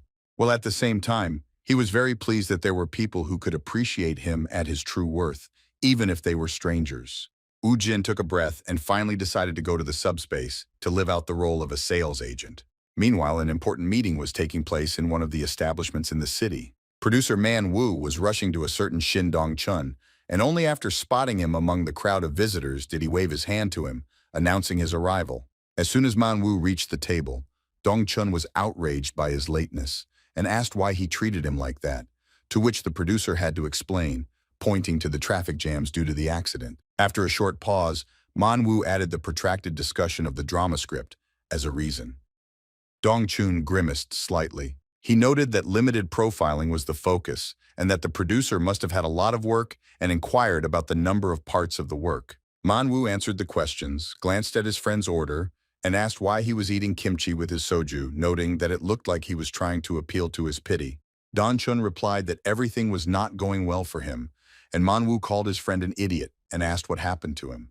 He was a talented executive and worked with him at SBC, and then, after making a difficult decision, he quit to make films because it was a dream, and now he just sat and complained about life. Manhwa emphasized that Dong-chun's break had dragged on and it was time to return to work, noting that he had heard about investors appearing in his business. Manhwa tried to remember the name of the movie and asked Dong-chun, who reminded him that the movie was called Sales Agent. Shin Dong-chun explained that the Sales Agent was a theatrical film. Dong-chun himself looks, to put it mildly, not good, with a disheveled appearance and black circles with bags under his eyes. Producer Manhwa recalled the conversations about this and asked if the film would cost the same agreed-upon $30 million, to which Dong-chun said that the film had already cost $40 million. To this, Dong-chun shared that the investor wanted him to use their actor. They asked to give the male lead to Park Jung-hyuk, and he did not like it. Manhwa, knowing that Park Jung-hyuk had a reputation as a drunk and rowdy, whose career was at rock bottom, realized that the investor was Geo Entertainment and noted that it was a complete ripoff for his friend. Dong-chun agreed, noting that if this actor were to play the lead role, his film would already be in the trash, and he had already been there for most of his life. Manhwa offered to introduce one of his actors to his friend, to which Dong-chun noted that all of his actors were top-notch. Manhwa agreed that top actors do not consider independent films and short films, but explained that the actor he wanted to offer was a complete newcomer. Dong-chun looked at the producer questioningly, not understanding who he was referring to. Manhwa only said that it was very difficult to lure him into the drama and did not know whether he would agree to act in a commercial actor. After a short, thoughtful pause, producer Manhwa told Dong-chun about Kang Woo-jin. Manhwa emphasized that Kang Woo-jin was new to the film industry, and therefore his friend definitely did not know him. Dong-chun doubted that if he was already filming, he was probably completely focused on her and did not have time for his short film. Manhwa tried to convince his friend that the guy was unique, and if he agreed to the role, he could get a new investor.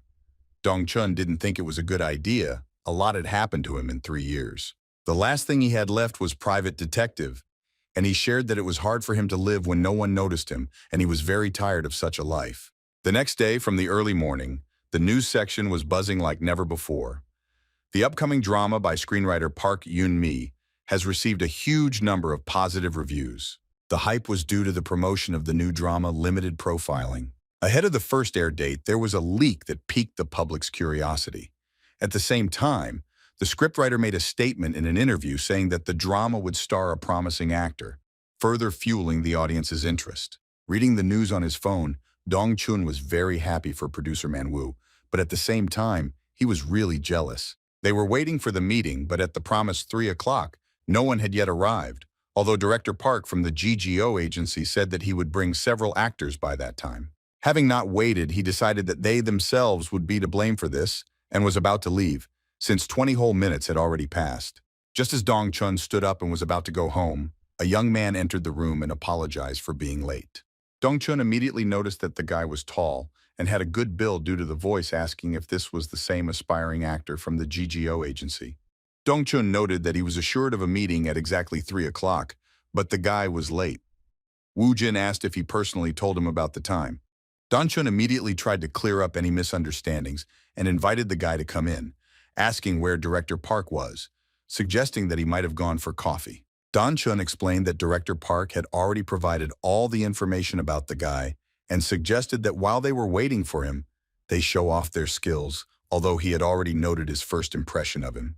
Dong-chun asked about Woo-jin's readiness, stressing that they both should understand that the guy should show at least something. Woo-jin assured that he had already prepared something. Dong-chun was willing to do even a short scene. He didn't really care, as long as the actor really lived up to the expectations placed on him. The short film Private Detective was 45 minutes long and told the story of a man named Kim Ryu-jin, who runs a private detective agency all by himself. One day, a man in his 40s approached him as a client and asked the detective to find out if his wife had a lover. Kim Ryu-jin began to monitor the client's wife after receiving a request. The client's wife was dating another man when her husband was away on a business trip. Kim Ryu-jin followed them to a villa located deep in Gangwon province. After dinner, they spent time together until late in the evening, until suddenly the man fell face down into a bowl of soup. After which the client's wife called someone, and soon another man appeared, dragged the lover's body into the car, and drove away. Kim Ryu-jin panicked, realizing that he had witnessed a murder. Noticing the open window of the villa, he carefully made his way inside. Shortly after entering the house, the detective discovered an open door leading to the basement, where he found an unconscious man lying. The detective made sure he was alive and tried to bring the man to his senses. But he heard approaching footsteps and hid in the corner of the basement behind broken furniture. Kim Ryu-jin became a hostage in a villa. The movie Private Detective had a mixture of tension, thrills, and twists in the confined space of the villa. In order to accurately convey Kim Ryu-jin's emotions, it was necessary to show that being in the villa was like hell. In addition, in Private Detective, the sound part was very important, as well as the acting of the main character, his emotions, and facial expressions. Woo-jin acted out the previously prepared scene from the script and informed Dong-chun that he had finished. Dong-chun was amazed by the guy's acting, literally speechless. He felt like Kim Ryu-jin himself was sitting in front of him, and he had never seen such realistic acting from anyone before, and he couldn't figure out if GGO had really nurtured such a talent. He was very shocked and asked how long the guy had been under contract with the GGO agency. At that moment, a plump man burst into the room laughing and apologized for being late, and seeing that director Shin was meeting, asked about the actor sitting in front of him. Dong-chun stared at the director and asked with complete confusion if he didn't know this guy. Woo-jin intervened, expressing that there was most likely some misunderstanding since he also did not know the person who entered, to which Dong-chun became even more surprised and asked who Woo-jin was in that case. Woo-jin gave his name, but didn't tell anything else about himself, continuing to maintain the mysterious and serious image of a tough guy. It all became clear to Woo-jin. He had come there thinking that he would be attacked after he played the role, but now he wondered why that person pretended not to know him. He assumed that perhaps the director simply confused him with someone else, and apparently the meeting was originally scheduled with that broad uncle, and it turned out that that man was the director of the Private Detective. Dong-chun became indignant, scolding Director Park for not coming at the agreed time. Woo-jin didn't listen to the showdown for long, that a little more time would have caused a complete mess, and decided to go home, since he had already shown his role anyway. Woo-jin felt uneasy because he only came there because the script was declared as B rank. He knew that the leading and supporting roles were already taken, and he didn't really want to take a bit part. He thought he'd have to give up trying to get a role in Private Detective. Behind Kang Woo-jin, a shout was heard to Director Shin, asking the boy to stop and wait a minute. Repeating the name again, Dong-chun realized that he had heard it somewhere before, but he couldn't quickly remember where exactly. He strained, trying to figure out how he knew the boy. The name kept repeating itself in his head, and in a short time he still managed to remember that Manhwa had told him the name of Kang Woo-jin, and he could not believe that it was really the same person. On the same day, the entire group that participated in the creation of the new drama gathered in one of the establishments. Manhwa laughed heartily, expressing how pleased he was to have everyone gathered here. The financial director wished everyone a bon appetit. Suddenly, Manwu's phone rang loudly and he apologized for the awkwardness at the dinner party. It was Shin Dong-chun, and Manhwa calling. He wanted to end the conversation. I explained that he had a meeting, and it was not convenient to have a conversation. Dong-chun, not paying attention to this, asked if Kang Woo-jin was about 180 centimeters tall, had a low voice and a serious look. Manhwa, very surprised, asked how he knew this.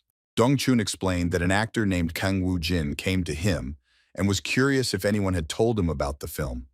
The producer was even more surprised at how the guy knew about Dong-chun's film. Hong Hye-young and writer Park Yoon-mi looked at the producer with great curiosity and equally surprised eyes. Manhwa was at a loss to guess whether Woo-jin knew that Dong-chun was his friend, although it was impossible since he had not seen Dong-chun for 100 years, and he had only recently met the guy. Manhwa asked why the guy found him, and Dong-chun without hesitation told him that Woo-jin showed him his game. Dong-chun also shared that he felt like the main character from his movie had possessed the guy, and his acting was simply incredible. Manhwa agreed that the guy was very talented, and assured that he would definitely call Woo Jin and try to find out everything. Man Woo reminded that he had a meeting and could not talk for long. But after a short pause, he assured his friend that if Kang Woo Jin came to him himself, he could consider that he had caught a goldfish. If he let him go, he would regret it for the rest of his life. Dong Chun was shocked by his friend's words, especially the one about the goldfish. Dong Chun fully agreed with his friend's words that the actor was undoubtedly talented, and noted that he had no doubt since he personally recommended him. Man Woo noted that they both fell under the hypnosis of this guy's talent and assured that he judges the guy not only by his acting. Man Woo judged him as a person in general and thought that he had a streak of a star in him. He was completely different. Some kind of mystery shrouded his entire image, so he would definitely become a world-class actor. Man Woo also emphasized that they barely dragged him into the drama, and then he himself came to play the role of a character from a private detective. And this definitely meant that the guy was interested in his work. Dong Chun was quite unsure of the village after so many failures and listened to Man Woo's words, which were like a healing elixir for him. He continued to listen carefully to every word said about the guy, becoming more and more convinced that he had made the right decision. Man Woo said he had no idea where Woo Jin got the private detective script, but he wasn't one to chase after work and doubts. That meant he liked the movie. Man Woo continued to assure Dong Chun that if Woo Jin wasn't interested in the script, he definitely wouldn't have come. Dong Chun began to believe in the miracle that was happening to him. The producer promised to send Woo Jin's number if he hadn't had time to find out, and it's unlikely that the guy would object to this if he came in person. Man Woo asked to contact Woo Jin and discuss everything properly. Dong Chun looked very confused, but believing Man Woo's words, he agreed to solve everything. Man Woo caught himself thinking that he was no longer at the age to be envious, but he still felt the feeling to the fullest. Man Woo apologized again to those sitting at the table, and returning to his seat, asked where they had left off before the bell rang. Hong Hae-young heard that Kang Woo Jin's name came up during the conversation, and decided that she would ask the producer about it later, and turned to the writer to remind her that she wanted to tell him something back then. Park Yoon-mi assured that there was nothing important there, and that they were simply sent costumes that were too bright, and noted that she had already asked the stylist to select more suitable outfits. After which the writer turned to Ryu Jung-min, pointing out that it would be a good idea for him to lose weight before the script reading began, but the guy was outraged by this because he had already lost a lot of weight. But then he laughed and suggested that he probably ate too much on his last fishing trip. If he is asked to lose more weight, he will listen. Ryu Jung-min, by the way, asked the producer who would play the role of Chief Park, noting that the industry was full of rumors, but no one knew the actor.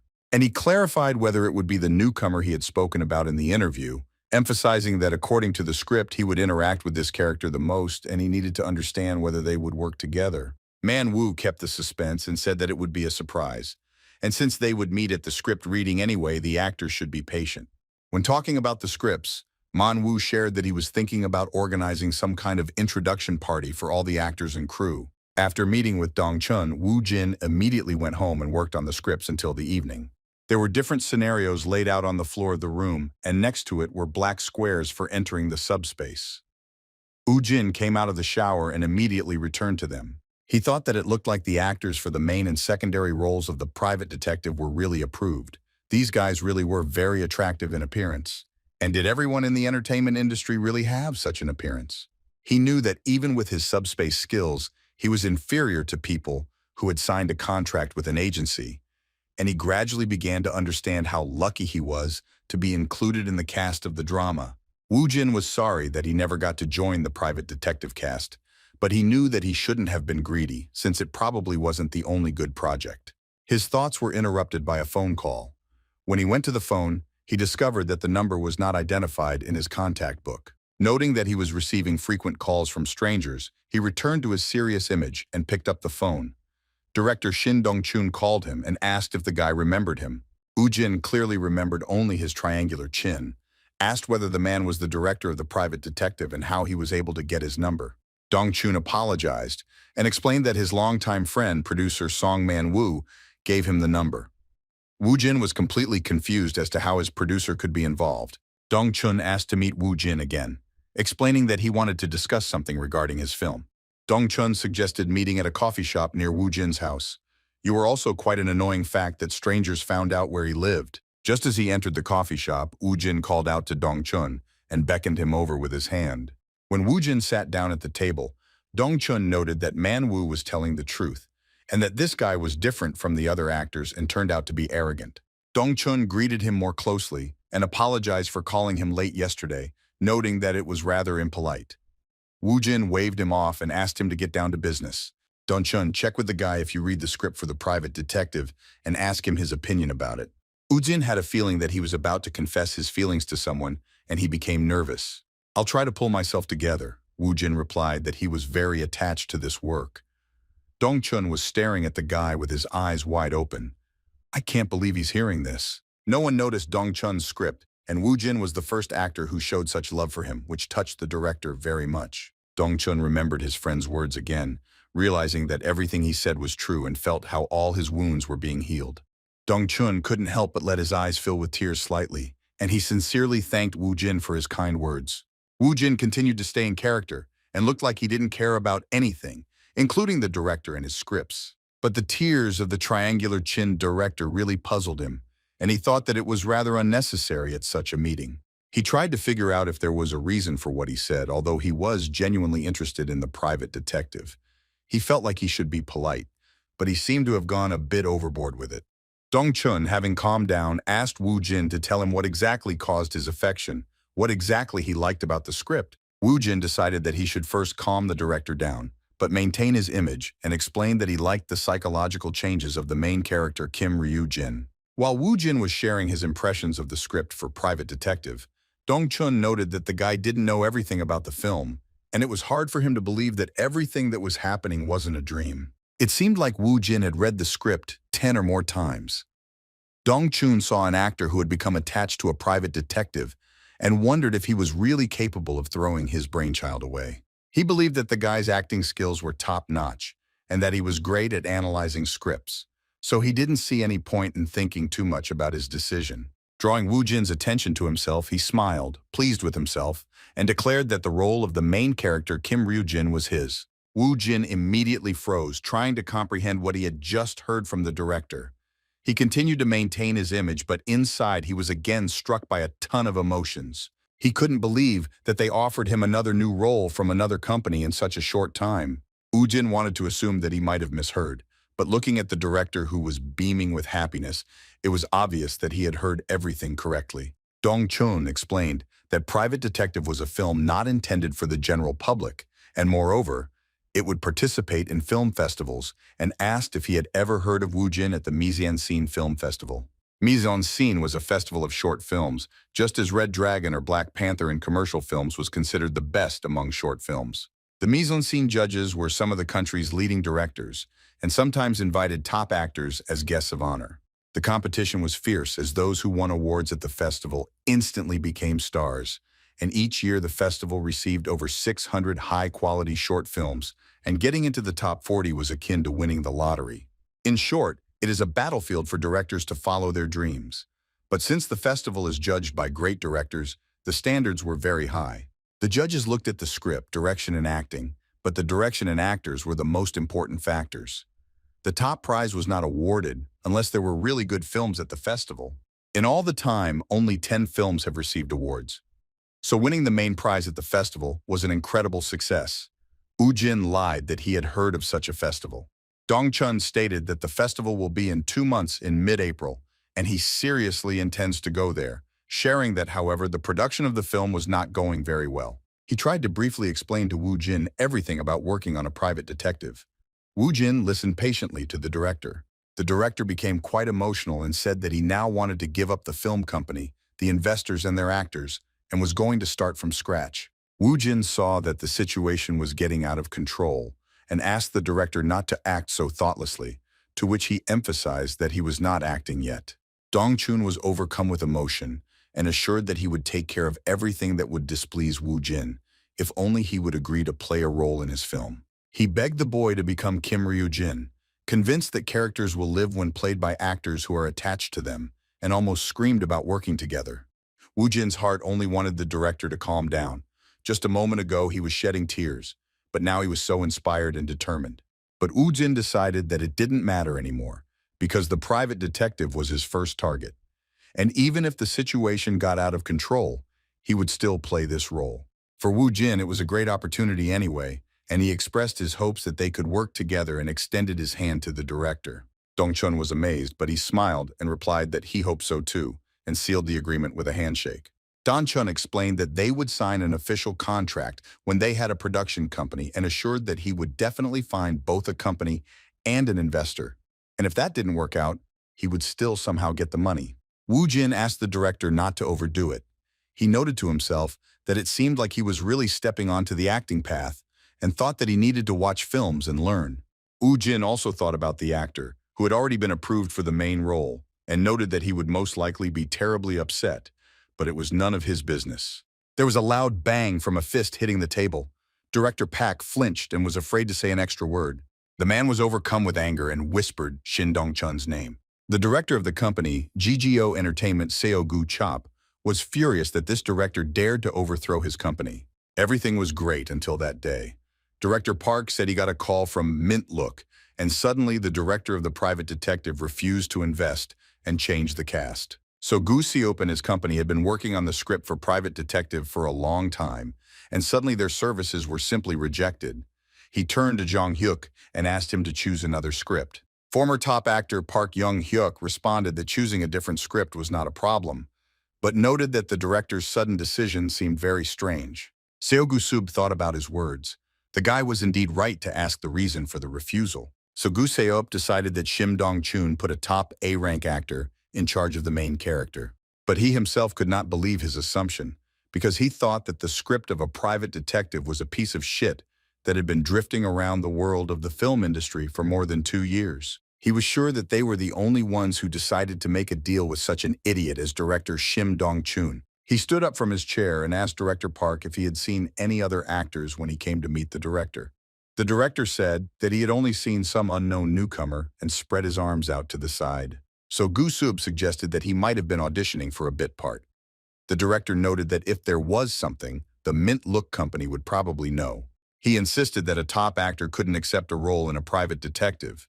Gu-sub concluded that Dong-chun chose a weak actor to replace Young-hyuk, who could pose a threat due to his past. He asked Director Park to keep an eye on Dong-chun, emphasizing that if he really had a top actor, then rumors about it would quickly spread, and penniless with a mediocre actor, he would have to look for a new investor and turn to independent production companies. He asked the director to go through them and turn them against Dong-chun so that they would refuse to invest even a penny in a private detective. He asked Jong-hyuk to choose the script for the film and stated that they would participate in the festival, and expressed his desire for the work to be 100 times better than Private Detective. Jong-hyuk, lounging on the sofa, assured that there were no problems with this, boasting of his colossal experience behind him. So Gu Seop wanted to crush Shin Dong-jun and his trashy film because his pride was at stake, and he had to win the main prize at the Misan Scene Festival. Hong Hye-young stood outside the office building of her agency BW Entertainment while staring at her phone. She was dressed in a nice business suit. Suddenly her face changed noticeably and began to express great surprise and confusion. She corresponded with Man Woo, who said that Woo Jin had expressed a desire to star in a short film by his longtime friend Dong-chun. She was indignant because they hadn't even had a script reading, and the guy was already looking for a new job. Man Woo offered to send the script, and the girl really wanted to see it. She didn't understand why Woo Jin decided to act in a short film after landing a role in a major project, and she was very interested to see Kang Woo Jin's acting in Private Detective. She assumed that his performance in another scenario could have been as incredible as his performance as Chief Park. She had no doubt that Woo Jin would outshine all the top actors, and this would affect her too. She reread everything that producer Man Woo had sent her. She was very unhappy with how the events around her were unfolding. She entered the agency building with the thought that she did not want to remain in the shadows and could not allow herself to allow this to happen. The girl entered the office, opening the doors wide, and greeted the young man sitting at the table. The young man was glad to see her, and after greeting her, he noted that he had been planning to call her. Hong Hye-young interrupted the guy and immediately put forward her request that he find out what stage of filming the short film Private Detective was at. Director Choi Sung-gun asked the actress why she had such a sudden interest in this. He suggested that the main character of the limited profile had decided to star in a short film. The girl looked away, saying that it was not quite like that, to which Sung-gun cried out, assuring her that he knew her well. The director covered his face with his hand and muttered that the girl always took on what interested her, and asking for a minute to put everything in order, asked again to find information about the short film Private Detective. Hong Hye-young leaned her hands on his desk and confirmed that she wanted to know everything. Sung-gon warned that it would be quite difficult to do so since there was only a script and they would have to piece everything together. The girl said that according to producer Song, there should be something interesting and said that the script was written by Shin Dong-chun. Song-gon was very surprised that this person who suddenly disappeared from the industry was involved. The director wondered what he would get in return, and Ha-young promised to be his breadwinner. He looked at her and asked if she thought she had achieved everything on her own. He turned around on his chair and asked her with an air of importance to extend the contract for the shampoo commercial so that he could be even with her. The girl was indignant that the director had never been seen behaving like an offended child. Song-gon assured that there were no other options when their own artists were assholes. The girl agreed to the terms, but thought that the manager should be fired. Sung-gon smiled contentedly and asked the girl to name the reason why she was interested in the private detective, noting that he was sure that her interest was not because of producer Man-woo or director Dong-chun. The girl was upset that she was found out so quickly and told the director about Kang Woo-jin. Sung-gon thought that he was her new boyfriend, to which she got furious and claimed that he was just an actor.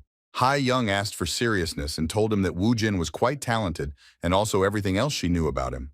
The director was amazed that Park Yoon-mi and producer Song did this, as the writers usually pushed even top actors. Ha-young emphasized that it was not about money and reminded them how much they loved their work. Sung-gon concluded that the girl had simply fallen for Kang Woo-jin's hook and that the short film itself had nothing to do with it. The girl wanted to object, but the director interrupted her, warning the girl not to even try to lie to him, and clarified that she still hadn't read the script for the private detective.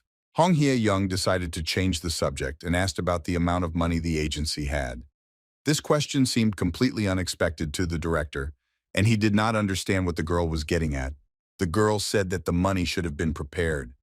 The director's eyes widened as Hyo-yeon reasoned that it was strange to give a security deposit to a newbie, but he was unique, and it was worth assigning a good manager to him. Song-gon rose from his chair and mumbled something from worry, but the actress assured him that after reading the script, everyone and their dog would pounce on the guy.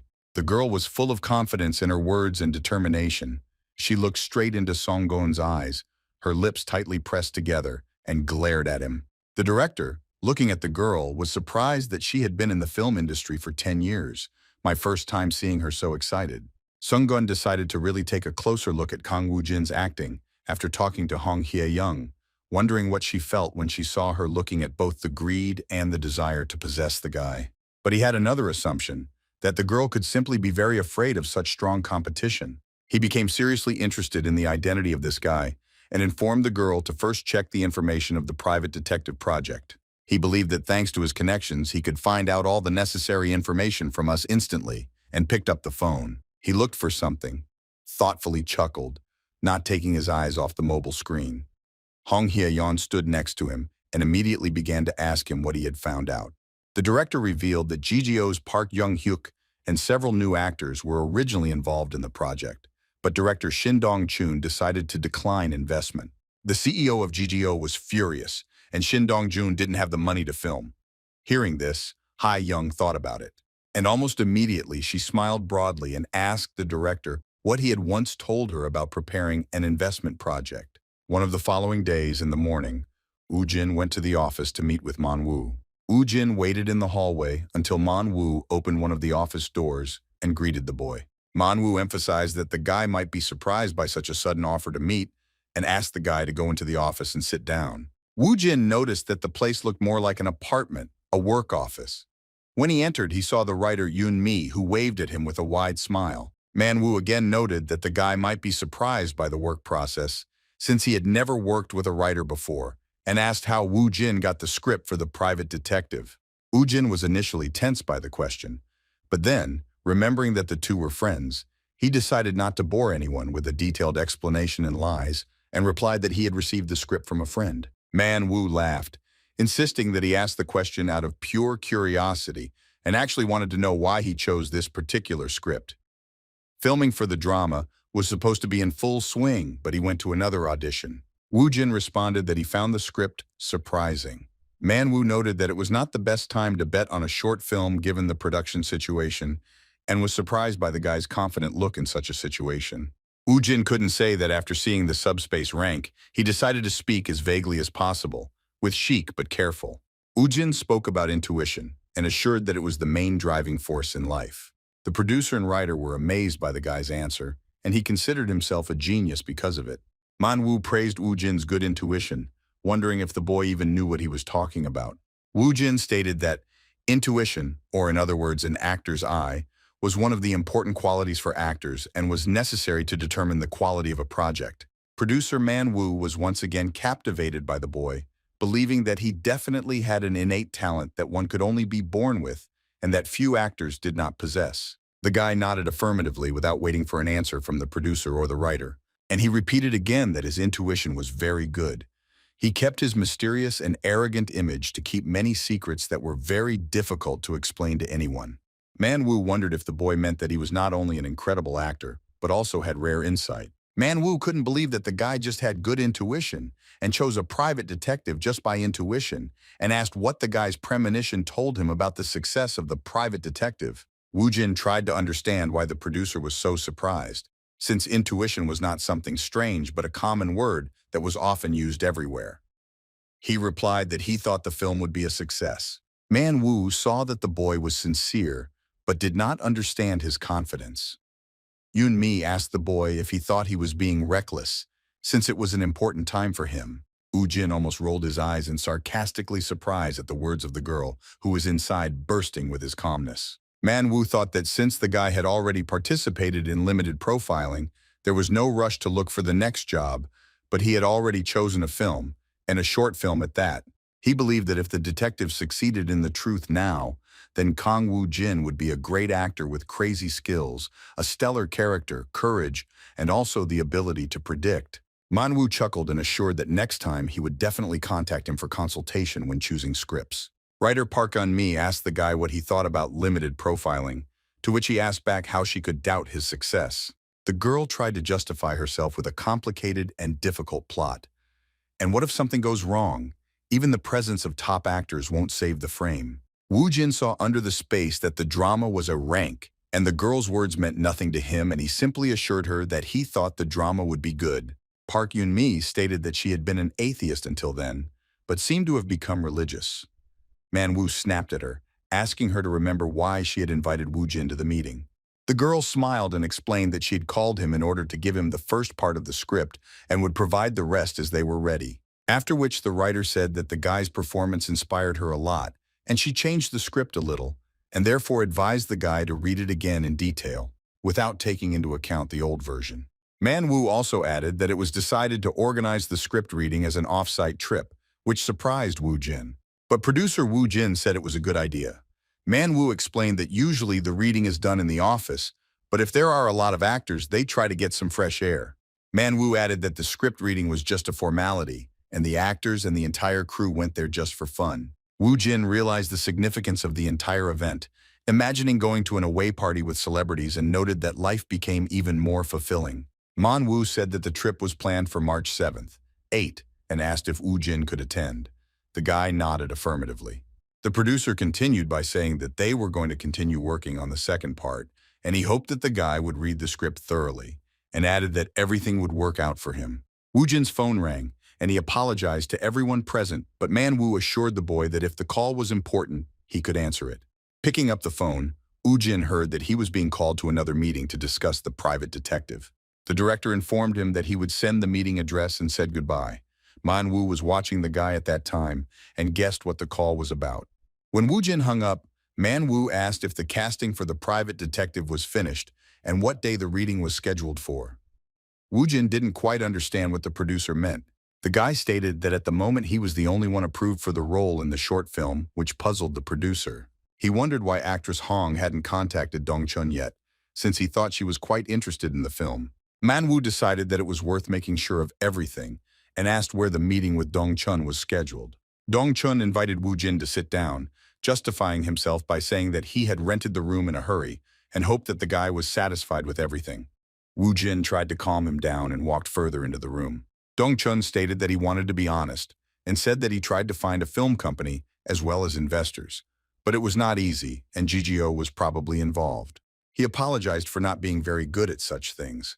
Woo Jin, the director, reminded him of himself working as a designer and receiving another rejection. Woo Jin asked if he could help with anything, to which Dong Chun shook, assuring that it was unnecessary, and he would give him the money by any means necessary. Dong Chun explained that he was going to cut the budget first, because the lower the production costs, the better the chances of finding an investor. He looked pretty pathetic at that moment. Woo Jin noted that this significantly worsened the quality, to which the director replied that the main thing was to shoot the film, and again began to apologize for repaying his love for his work in this way. Dong Chun didn't want things to turn out this way. The honest detective gave him a lot of hope, which was now falling through his fingers.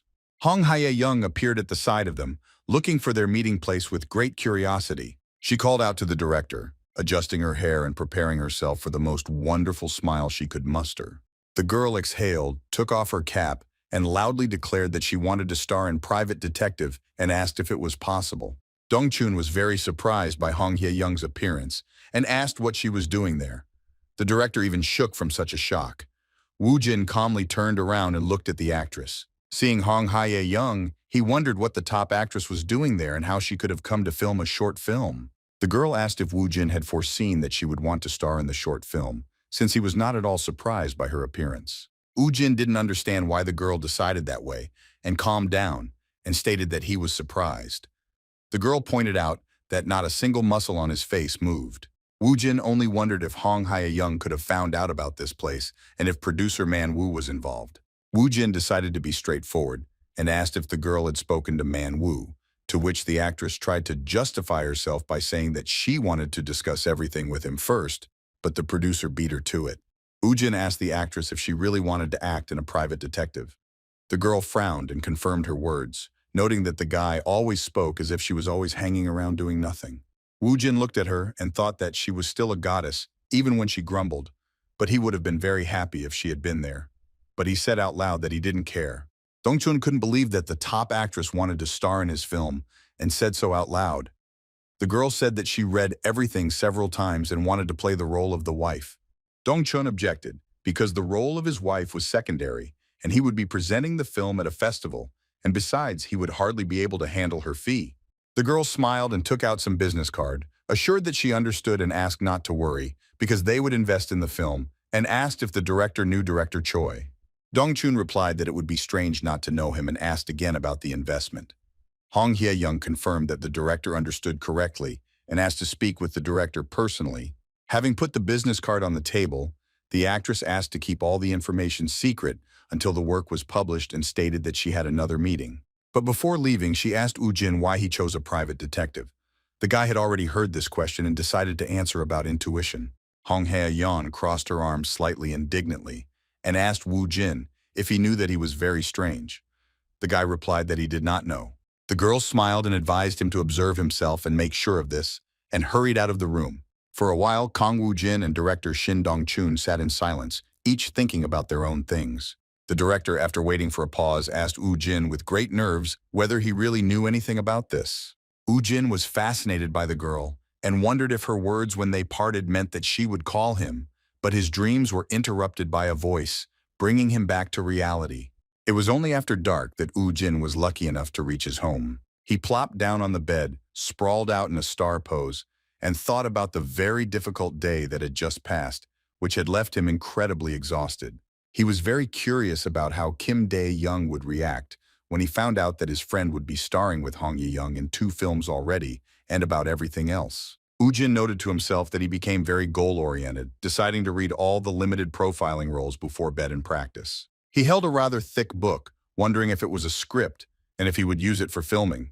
He touched the black square, making it into the subspace for training. Finding himself in a familiar place, he decided to figure out whether he could delete the old limited profiling scenario when he already had the old one. The script could be deleted simply by saying this word, which was very convenient, and the subspace also recognized a draft script and a finished one. After reviewing the drama's characteristics, he discovered that a plus had been added to the rating, which meant an increase in rank. This made him wonder what rank came after the current one. After thinking about it, he concluded that in the process of creating a work of art, Many changes occur. The script must have improved. Woo Jin decided that he needed to know at least something to maintain his image among all the top actors, while he didn't really understand much about other things in the film industry. I set myself the main goal of just reading all the characters and started reading the script in subspace. Negotiations were taking place near a huge, incredibly beautiful three-story villa, which was located far from the city noise and dirt. The elderly man asked why his villa was rented out of pure curiosity. The villa was rented by Dong Chun, who, without hiding anything, told the old man that he was going to turn the place into a film set. He picked up the phone, wanting to tell Mr. Woo Jin the good news about the real contact, the script reading, and the filming schedule. While trying to dial Woo Jin's phone number, director Dong Chun accidentally remembered what day it was today.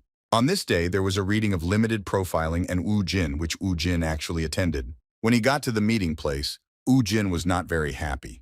There were a lot of people around and a lot of cars already parked. A guy stopped near Woo Jin and asked for forgiveness, notifying that outsiders were not allowed here and asking if he was part of the team.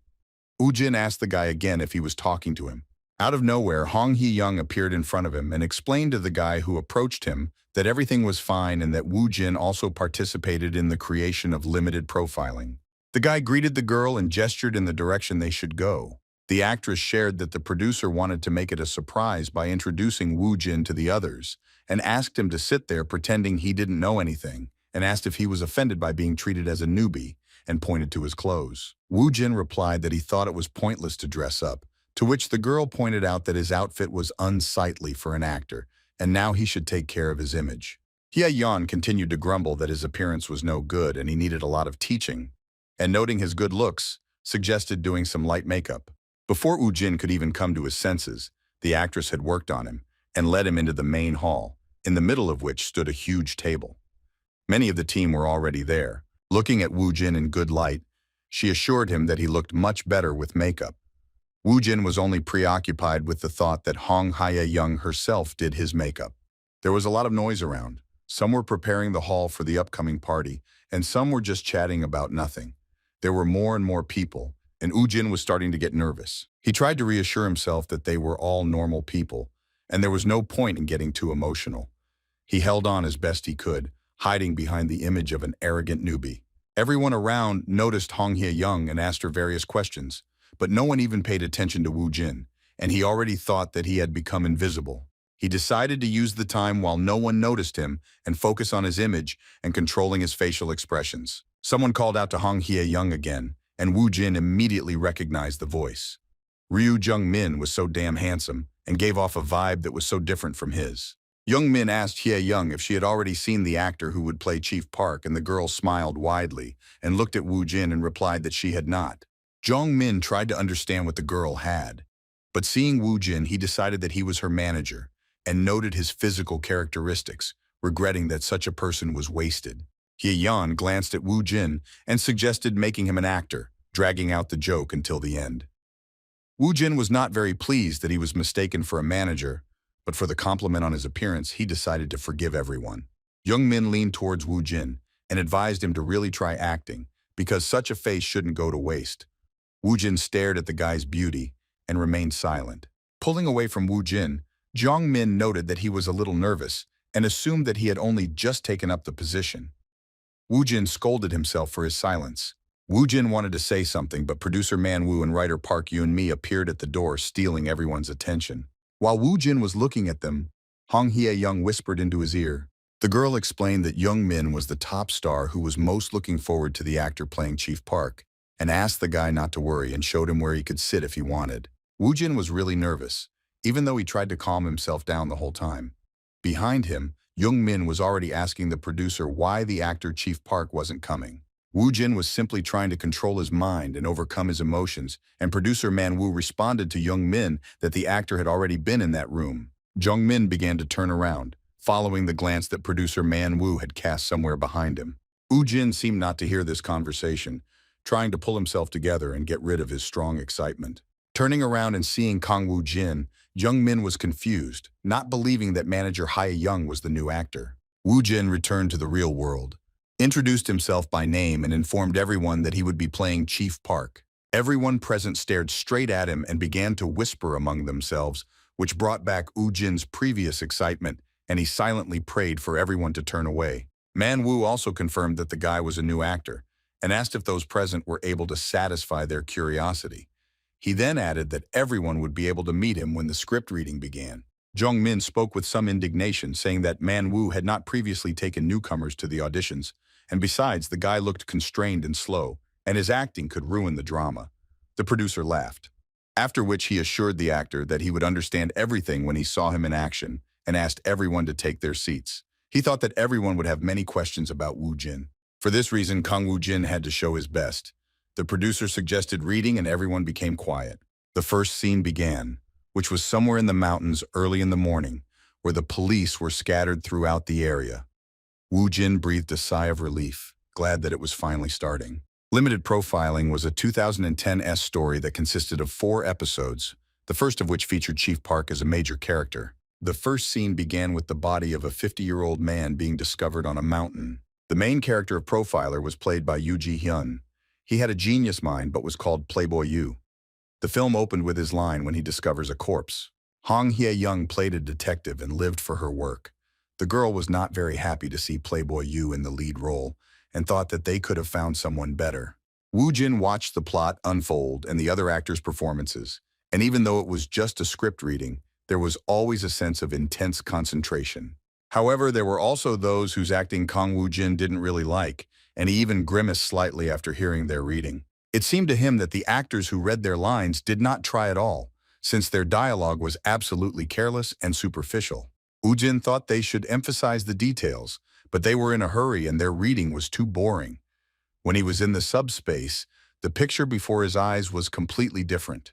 The producer and writer immediately made comments to these actors, pointing out their dry speech, lack of emotion, and lack of character analysis. Woo-jin completely agreed with them. Woo-jin didn't know about the female roles, but he experienced all the others in the subspace and had an idea of how it should be, and comparing the experience with the actor's performance, he was, to put it mildly, not delighted. But they still found reading the script to be a fun experience, listening to the main character point out clues that were in other unsolved cases. The method of murder was similar to the style of a serial killer who had been active in the past and disappeared back in 2004. The main character was sure that the murder was his doing. Man-woo gave commentary for the first appearance of Woo-jin's character, asking for more emotion and to set the tone for the scene. Woo-jin let it be known that he heard it and tried to figure out what it meant, suggesting that he shouldn't have played it hard. He decided that if he was reading while sitting, he should keep all movements to a minimum and focus on the character's impressions, feelings, and sensations. He prepared and read the script many times. He experienced everything his character felt over and over again until he was able to fully embody Chief Park. And at that moment, he again had to become almost literally a different person, changing himself beyond recognition. Kang Woo-jin's gaze changed. His eyes lit up with an unprecedented malice and sarcasm. He became Chief Park, one of the main characters in the drama, in seconds, and made others feel creepy with his appearance. He glanced at the actor who was playing the character and interacting with him in the scene. The producer and writer immediately felt the atmosphere they had captured during his audition and were glad that his performance was once again before them. Woo-jin glanced to the other side, preparing himself for the game. Hong Hye-yeon, who caught his eye, immediately noticed that the guy had become much gloomier compared to last time. Woo-jin drew many glances from those present, who could not help but see in him what the judges saw. Especially Jung-min, who initially thought that he would ruin the entire drama, was shocked. He looked at Woo-jin with his mouth open. Woo-jin twisted his face into a creepy smile and spoke his first line, happy to meet his interaction character. He repeated everything that he lived in the subspace, and it seemed that he no longer needed a script. He knew what to do and how to speak. Jung-min seemed to be even scared by his appearance, his face turning slightly white. At the same time, he was also feeling irritated. He was probably jealous that Woo-jin had amazed everyone with just a few lines, and he had only added a little emotion. Jung-min wondered if Woo-jin even understood the meaning of the phrase, add a little emotion. He was interested in who, or rather what he was and how, he managed to switch emotions so quickly. He could not imagine how much analysis and practice was needed to achieve such a realization, and whether it was possible to do something like this only through practice. Jung-min couldn't call the guy an actor. He had the feeling that Chief Park himself was sitting in front of him. Woo-jin played a character who was a sociopath and was prone to getting pleasure in unusual ways. Man-woo announced the end of the scene and the beginning of the next one, where Yoo Ji-hyun and Chief Park stood opposite each other in the interrogation room. Young Min immediately noticed that Woo Jin didn't look at the script like all the other actors, and the fact that he didn't need to did not fit into his head. He suggested that in order to analyze Chief Park, Woo Jin probably had to reread the script once, and that calmed him down, and he read his first line in the scene. Woo Jin never looked at the script in front of him and played his role with ease. Young Min just watched as he quickly switched over and completely immersed himself in acting. After another line where Chief Park explained that he gave up only because someone copied his style and did it carelessly, Jong Min decided that the guy should be recognized as an actor. When Chief Park said that he only surrendered to prove his innocence and smiled creepily, Jong Min understood why he was left behind. Young Min was confident that all the other actors were also convinced of Woo Jin's abilities. Man Woo was giving hints and correcting the acting. The actors were nervous, but Woo Jin was as relaxed as possible, and this still irritated Jong Min. He wondered if such a strong performance could be such a trifle for a newcomer. One of the actors quietly called out to him from the side, and only by looking up at him, the actor asked him not to lose his vigilance. After which he commented that Woo Jin had outshone everyone with his acting, playing it as if he was flowing with the river and was clearly not a newbie, but was hiding his past. The actor assured that he did not know where he came from, but advised Young Min to keep his ears open. Jong Min turned his gaze back to Woo Jin, who didn't show any excitement and was watching the other's game. The actor warned Young Min that he could easily hide in Woo Jin's shadow if he didn't take him seriously. After a few hours, the script reading was over. Manhwa thanked everyone and allowed them to enjoy their well-deserved rest, and if necessary, go to his private room.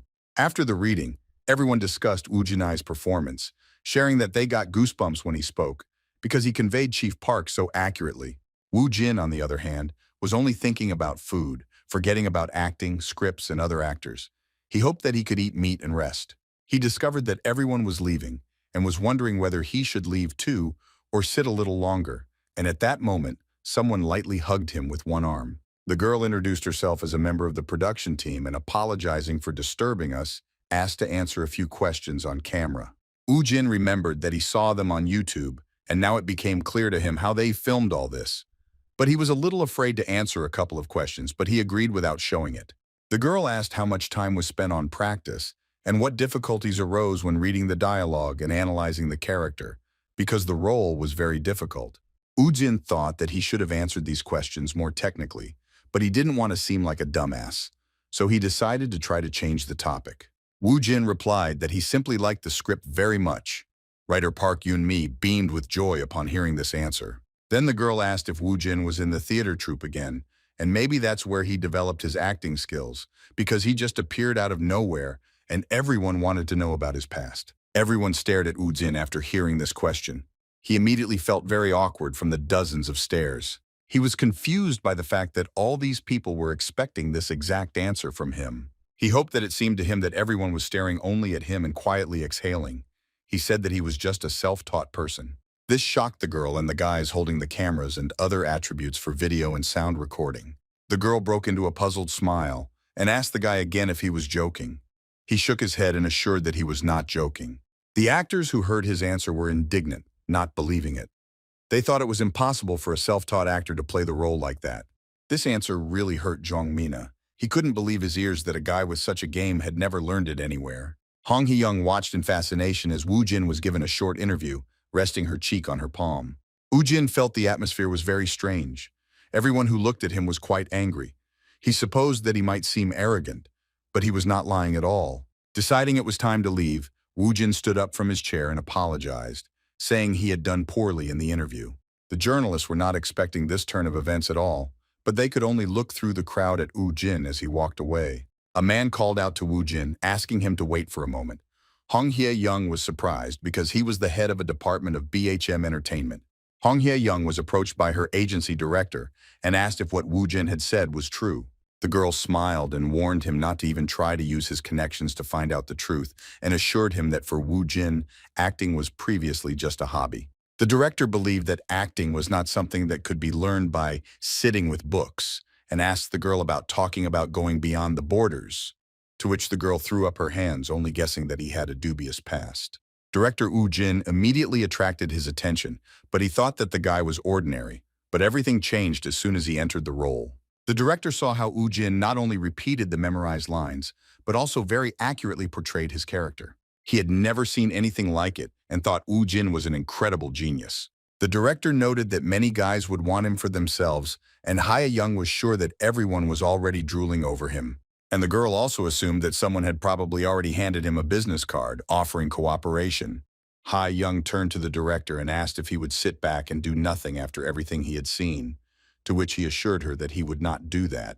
He smiled slyly and said that he would also like to own it and was going to do something to achieve it. In the yard, meat and vegetables were being grilled. The smell spread throughout the area, driving many hungry minds crazy. Young Min heard someone offer another person the business card of the guy who plays Chief Park, who was incredibly talented despite being a complete newbie. Everyone around was talking about Woo Jin. Actors or some people from above in companies did not let his name die down. Jong Min met Woo Jin for the first time that day, so he felt he couldn't judge anything about him. But he still considered his game better than anything he had seen in his life, and he did not believe that the guy had learned it on his own. Some people were talking behind Woo Jin's back, discussing his lousy character in their opinion, and throwing out suggestions that the guy was absent from the event because he had already become a star. Young Min interrupted the discussion about Woo Jin and shared that he thought he looked arrogant because he got into character, especially since the producer said that attending the event was not necessary. After which the guy added that the emotions that Woo Jin showed were not so easy to turn off. In such a short time, it was incredible that he simply decided to skip the event to rest, because his level of play was different. Someone agreed with him, and he noted this and emphasized that in such a state it was difficult to talk to other people, and they all should understand him. Jong Min addressed those who tried to humiliate Woo Jin, noting that it was probably hard for them to understand. But Woo Jin must have had a very hard time, because after such a game it is difficult to return to normal. Man-woo was passing by and Jong Min called him over and asked where Mr. Kang Woo Jin came from. Man-woo replied that he had been asked this question many times today, but he did not know the answer and only had a guess. Man-woo explained that the guy's acting was unique and his past was foggy, and he thought that he came from overseas, and since he looked for information about him but found nothing, he bet that he lived in another country. When asked about self-study, Man-woo replied that it was very close to the truth, and the very existence of Kang Woo Jin raised a lot of questions, and apparently he was born to play. Jong Min slapped his hands on the table, saying that it was all nonsense. Man-woo asked if he had left yet, to which Jong Min asked how he could sit here if he needed to practice, since the main character couldn't end up in someone's shadow. Some of the actors, hearing this, also began to gather at home for the same reason. Man-woo, watching the actors, noticed how Kang Woo Jin's talent ignited a fire in everyone, and already felt how the quality of his drama would improve. He wondered if the guy understood the resonance his presence was causing, but in the meantime, Woo Jin was just thinking about how he would gobble up the beef and happily go to bed. Woo Jin woke up feeling disgusting, realizing that he had slept for such a long time and hadn't even eaten, and his first thought was about meat. He thought that even people who were into acting lived to eat. Hong Hye-young noticed him on the street, noting that he was quite gloomy. The girl approached him and asked where he lived, wanting to give him a ride home. Woo Jin replied that he lived in the Suji area, very happy with the offer. The girl offered to give him a ride to the Suji administration subway station and invited him to get in the car. Woo Jin beamed at the fact that Hong Hye-yeon would give him a ride. Not being at all against this arrangement, he began to climb into the car and immediately saw some man inside the car who was looking straight at him with a smile. The man greeted her and asked if Woo Jin could spare him some time. Hong Hye-young introduced the man as the director of her agency, and Woo Jin immediately realized that this man was the investor of Private Detective. Woo Jin was curious about what business the director had with him and asked him to speak. The man said that his name was Choi Sung-gon, and he was the director of BW Company, and he could not imagine that their acquaintance would be like this. Sung-gon asked the guy if he knew that their company sponsored a private detective and expressed hopes to work together. It wasn't hard to guess that the director wanted to talk about the short film. Sung-gon suggested getting straight to the point and said that he knew about Woo Jin not having an agency and stated that he should start his career in their company. Woo Jin was surprised and asked again if Sung-gon wanted to make a contract with him, feeling rather awkward. The director confirmed this and explained that his company was quite small considering they only had one Hong Hye-young, but they had a lot of energy. Sung-gon tried to reassure the boy that he should focus on his career and not be distracted by anything other than acting, because the entertainment industry was a jungle in which one wrong step and an actor could be on the brink of death. Woo Jin thought about how to answer faster because in any case, He must remain a confident person and immediately noted about the jungle and said that it sounded great. The director didn't understand because he told the boy that he should be careful, but he remained indifferent. Songgan tried to imagine what the boy had to go through, since he had such a temperament. The director believed that the newcomer had everything that is not typical for those who have just entered the industry, and the director wanted to own him even more because he understood how Woo-jin thinks. The director assured Woo-jin that if he were to join them, he would personally make sure that the boy was well taken care of, and that he would be able to make his way through the jungle without any difficulty. The director assumed that the guy had already accepted more than 10 invitation cards and asked if they had already talked about the financial side, noting that the guy still had little understanding of such things. Woo-jin had not yet spoken to anyone about money, and deciding to answer everything in order, he stated that he had been offered contracts with very unusual conditions. The director promised that he would try to comply and was ready to listen to any of his wishes. Woo-jin did not understand why some unexpected things were happening again.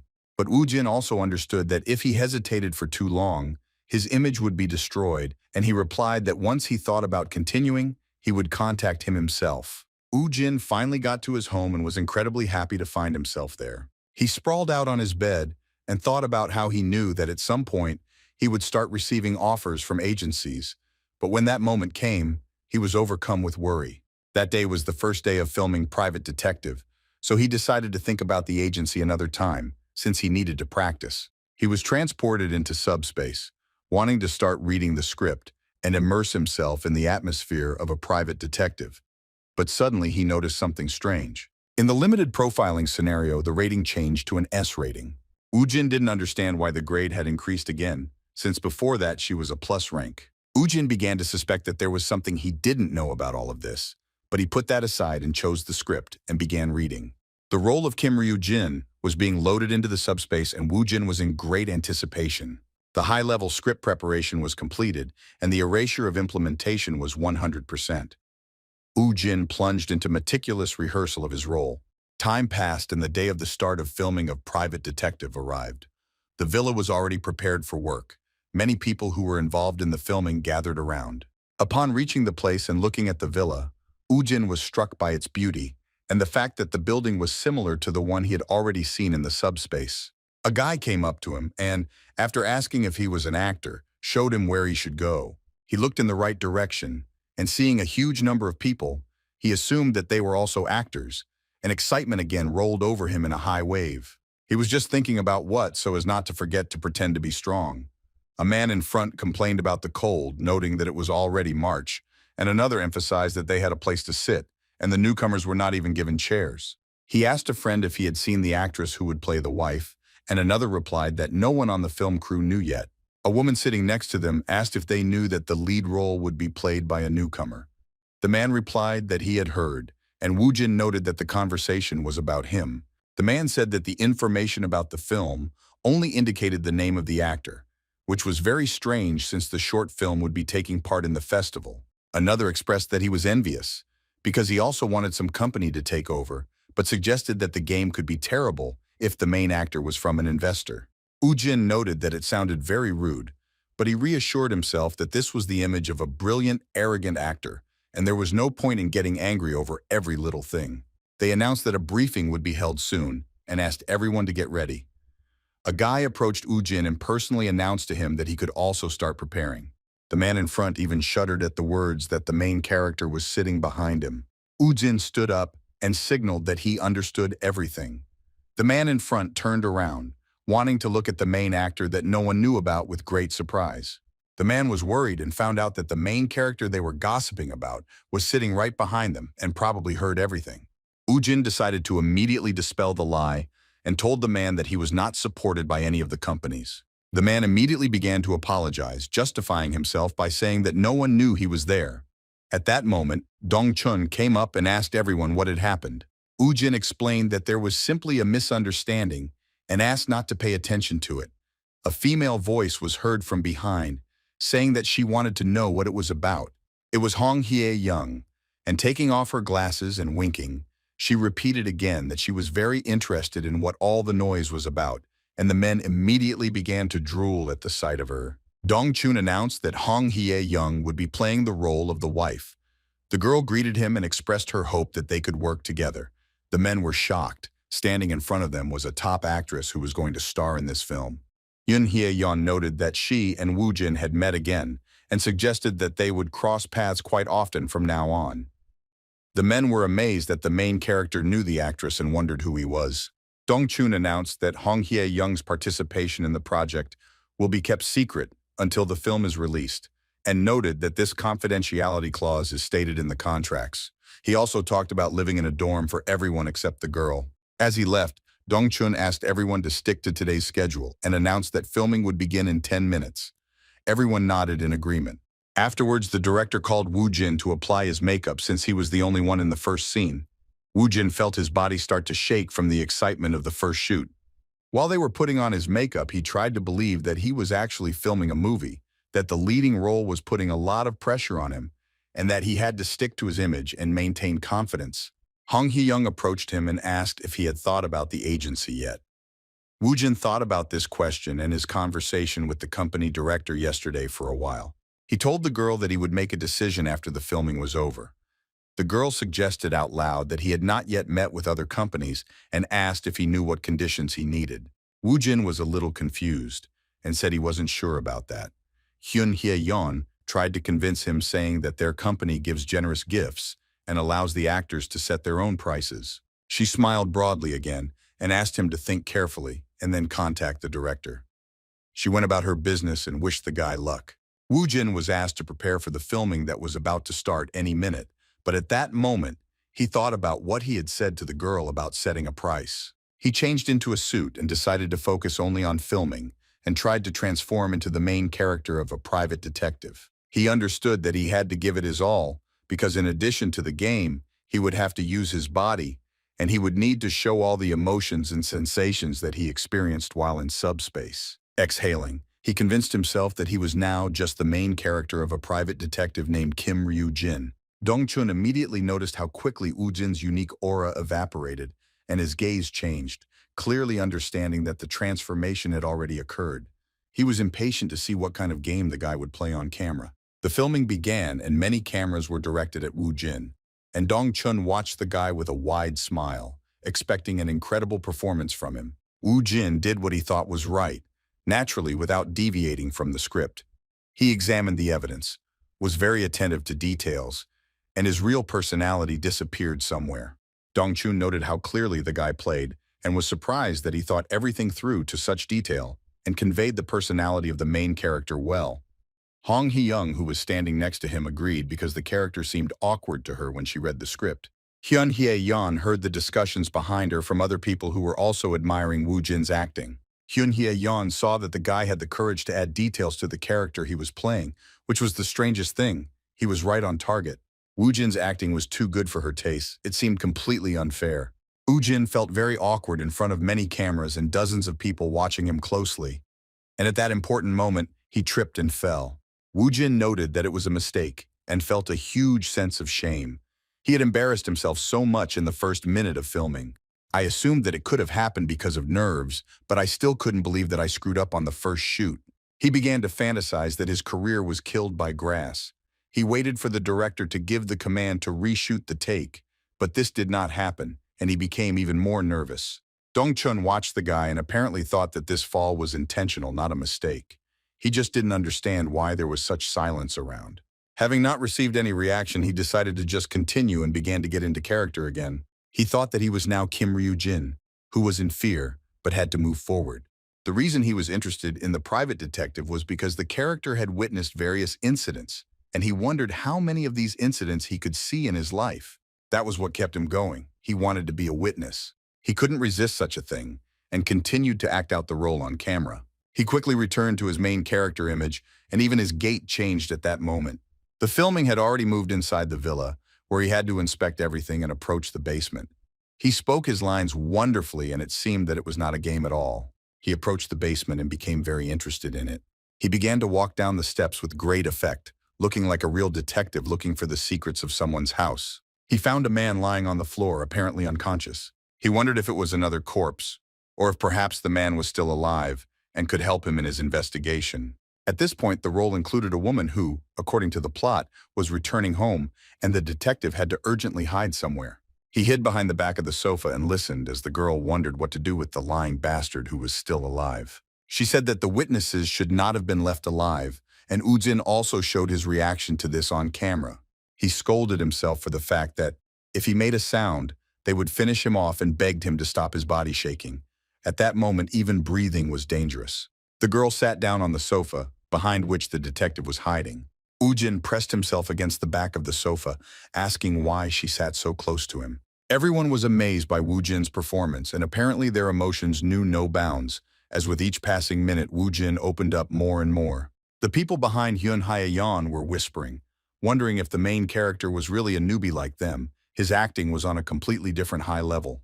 Dong-chun also noted that Mr. Woojin's acting was getting better and better, and he knew that they would do a great job. Hyun Hye-yeon agreed, noting that the film would rip apart the festival, and the money would just flow into their pockets. The girl turned around to the actor standing behind her and loudly emphasized that the main thing now was that everyone else didn't let her down and winked. While the filming of Private Detective was going on, the advertising campaign for limited profiling was in full swing on the internet. The first video was released on the official YouTube channel, along with a poster to warm up the interest of viewers. The short 30-second video of the script reading got a lot of views, and maybe it was the strength of the cast or good marketing. The filming of the first scene of Private Detective was finished, and the director let everyone know about it loudly. Woojin stood on the green grass trying to recover from being completely immersed in the role of the detective himself. As the director praised all the participants, Woojin exhaled, but the strange feeling did not leave him. He thought about how this was his first film, his first shoot, and his first character. It was all new, and the shoot was incredibly difficult. Despite this, he really enjoyed the whole process and got a lot of pleasure from what was happening. Well, he felt like a squeezed lemon, and wondered if he was tired after filming the short film. What would he expect from filming the drama? He had to be very resilient. He liked his job quite well. Suddenly, his phone rang. On the screen, he saw that it was Kim Dae-young. He was very worried because there was a lot of noise around him, and he was not yet ready to share such news about his life with a friend who really dreamed about it. He exhaled and picked up the phone. Kim Dae-young asked him to go out and explain that all the guys were free today. Woojin replied that he couldn't today and asked to have fun without him. Dae-young was indignant, noting that he was unemployed and why was he pretending to be busy. Woojin repeated that he was really busy and would tell everyone about it later, and then said goodbye and hung up. He decided that he would be seen on TV anyway, and it would be better to hide and say nothing instead of lying. Director Dong-chun came up behind him and called out to him. Woojin flinched slightly in surprise. The guy turned around hoping that the director hadn't heard his phone conversation. The director asked if it wasn't hard for him because he looked pretty calm. Woojin concluded that the director had not heard anything and replied that he was tolerant, although this was not the case. The director praised him for his excellent acting and reminded him of the filming of the drama, assuring him that he would not have any problems. Woojin had already forgotten about this horror, but the director reminded him of everything. Dong-chun explained that now the editors will start working immediately and will contact the guy as soon as the schedule is ready. He also added that Woojin will need to do some post-production sound work and needs to record his voice in the parts where it was drowned out by external sounds. Woojin asked the director if it was known when the festival would take place, to which he replied that the date would be announced 2 weeks in advance, but according to rumors, they should meet the deadline. At this point, Dong-chun asked the guy if he had a suit, and advised him not to spare money when buying one and buy one for himself, but a very good one. Woojin asked the reason for this. The director shared that going up on stage at the mise-en-scene festival to receive his award was his dream, and it seemed like he was now one step closer to fulfilling it, and since Woojin would also be required to attend, he needed to look presentable. Dong-chun added that the agency should handle this, but since the guys weren't there, he had to take care of it himself if he couldn't find a suitable one. Dong-chun guessed that the guy probably thinks a lot lately, especially about the fact that the agency doesn't pay newcomers, but rather the opposite, signing contracts for many years and paying off the agency's debt. The director added that he had heard agencies offering him money to join them, given that he was already making money from acting, and apparently he was offered a huge fee to play a limited role. Woojin thought about all this and immediately felt afraid that if he suddenly couldn't get a role in 3 years, he thought that being famous was very scary. Dongchun continued his monologue about the leading roles that Woo Jin already had and encouraged him that everything was just beginning and it would be strange if after this agencies did not pounce on him with offers. Dongchun guessed that the guy could be valued at 20 million won, and Woo Jin's eyes widened at that amount. The director asked the guy to think carefully in any case and noted that the guy should have understood everything perfectly well himself. After saying this, he took out several brochures and handed them to Woo Jin, explaining that Manhwa had asked him to hand over the third and fourth parts of the script. Woo Jin was glad that they had finally been completed. Dongchun asked to be careful on the way home and promised to contact the guys later and finally went about his business. Woo Jin looked at the scripts and wanted to read everything carefully before leaving. After Woo Jin had done everything he had planned, he went home. He was very happy to finally have some rest and peace. He pulled himself up on the bed, noting that he hadn't felt such peace and comfort for a long time. He just wanted to take it and fall asleep from pleasure. However, he had to force himself to get up, because before that there was something to think about. It had been a whole week since he had been given the business card, and he had to make a decision. He was given business cards by 3 entertainment companies and 1 film company. He knew he should study each of them carefully, but he doubted whether he really needed to meet with representatives of each. He laid out the business cards in front of him and smelled the work. During the reading, he realized that everyone was gossiping about each other, and if he started going around in groups, rumors would start spreading, so anything that required him to do something like that was out of the question. He drummed his fingers on the table and thought about the possible options. He noted that he knew nothing about the entertainment industry and could not name a single reason why he should join this or that company. And if he began to search for information, his worries would intensify. He stood there for a while staring at the business cards and then decided to take one of them and start dialing the number. He understood that he needed experience. This was his main goal. His call was quickly accepted, and the first thing he did was introduce himself with his full name. Hong Hye-young returned to her agency office very tired after finishing filming The Private Detective. The director, seeing that the girl had returned, asked about the filming of the movie and whether she had played well in it. The girl answered not very confidently. The director raised one eyebrow and pointed at her uncertainty, and I expected some comments. The actress buried her face in her palm and said that it was not so important. She thought that it was one thing to watch Kang Woo Jin read the script, but it was another thing to see him fully immerse himself in the role on set. She was nervous. As she put all the pieces together, she began to doubt herself and her professionalism. She tried to figure out how a newbie could play like that and whether it could just be an innate talent.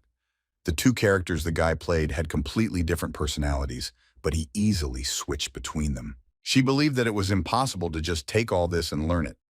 Moreover, she felt like a mediocrity in comparison to him. Well, she also noted that she nevertheless wanted to watch his game, curious to see if he could surpass himself. Convinced that her agency was going to get him, she asked the director how much money he had offered Woo Jin and whether the guy had called him.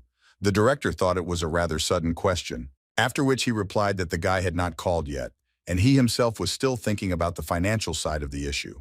The girl asked him not to spare money, emphasizing that the guy should go to them. The director said that he thought so too, and at that moment his phone rang in his pocket. The number was not identified. Sung-gon picked up the phone and heard Kang Woo Jin's voice. The director immediately started to move and let Hye-young know who had called, to which we began to whisper and shout at him to immediately continue the conversation. The director replied that he was really looking forward to his call. Woo Jin apologized, explaining that he was busy filming and said that he would like to meet to discuss the contract. Sun Gop was already smiling and replied that he would come to the guy's house early tomorrow morning, since it was already late for meetings.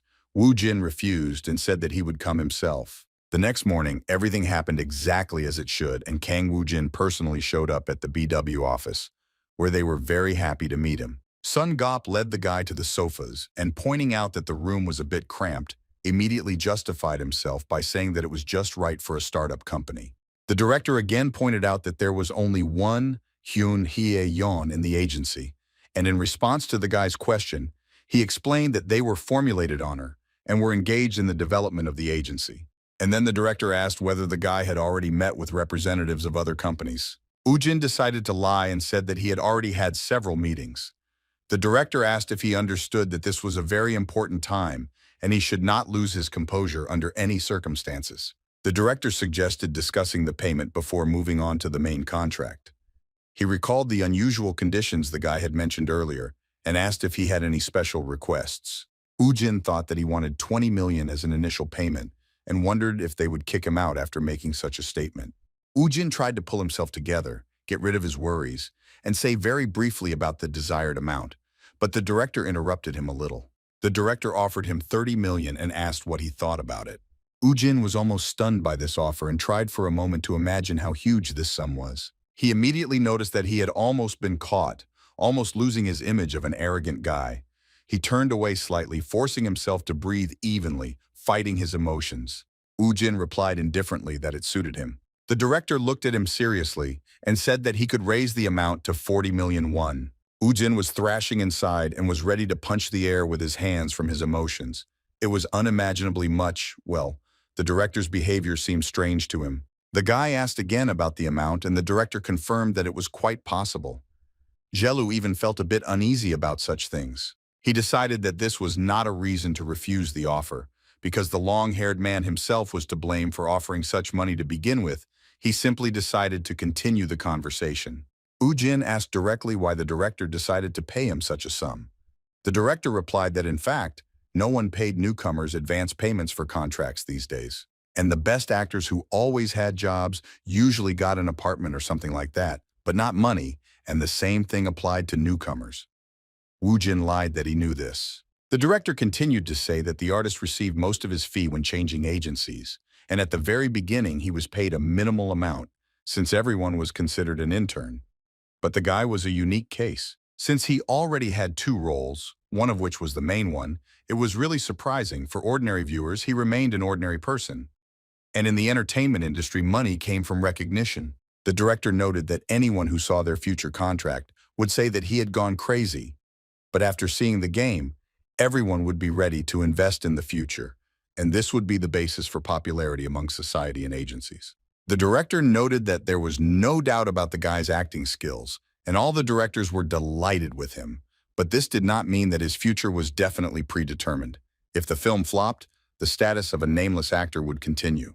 In that case, the fee was paid, and due to the uncertainty, no agency would offer more than 40 or 50 million won despite his ability. The director stood up and lightly slapped his hand on the table and said that the important aspects were the interest rate and the term of the contract. They were everything else. Well, everything became clear, and he noted that there was no need to spend money on him by paying for his education. The director confirmed that the guy was right and noted this as a huge plus. He assumed that the guy might not like the conditions offered by the agencies, but once he became popular, he would definitely need the agency, and so he made an advance payment, which would be a nice bonus.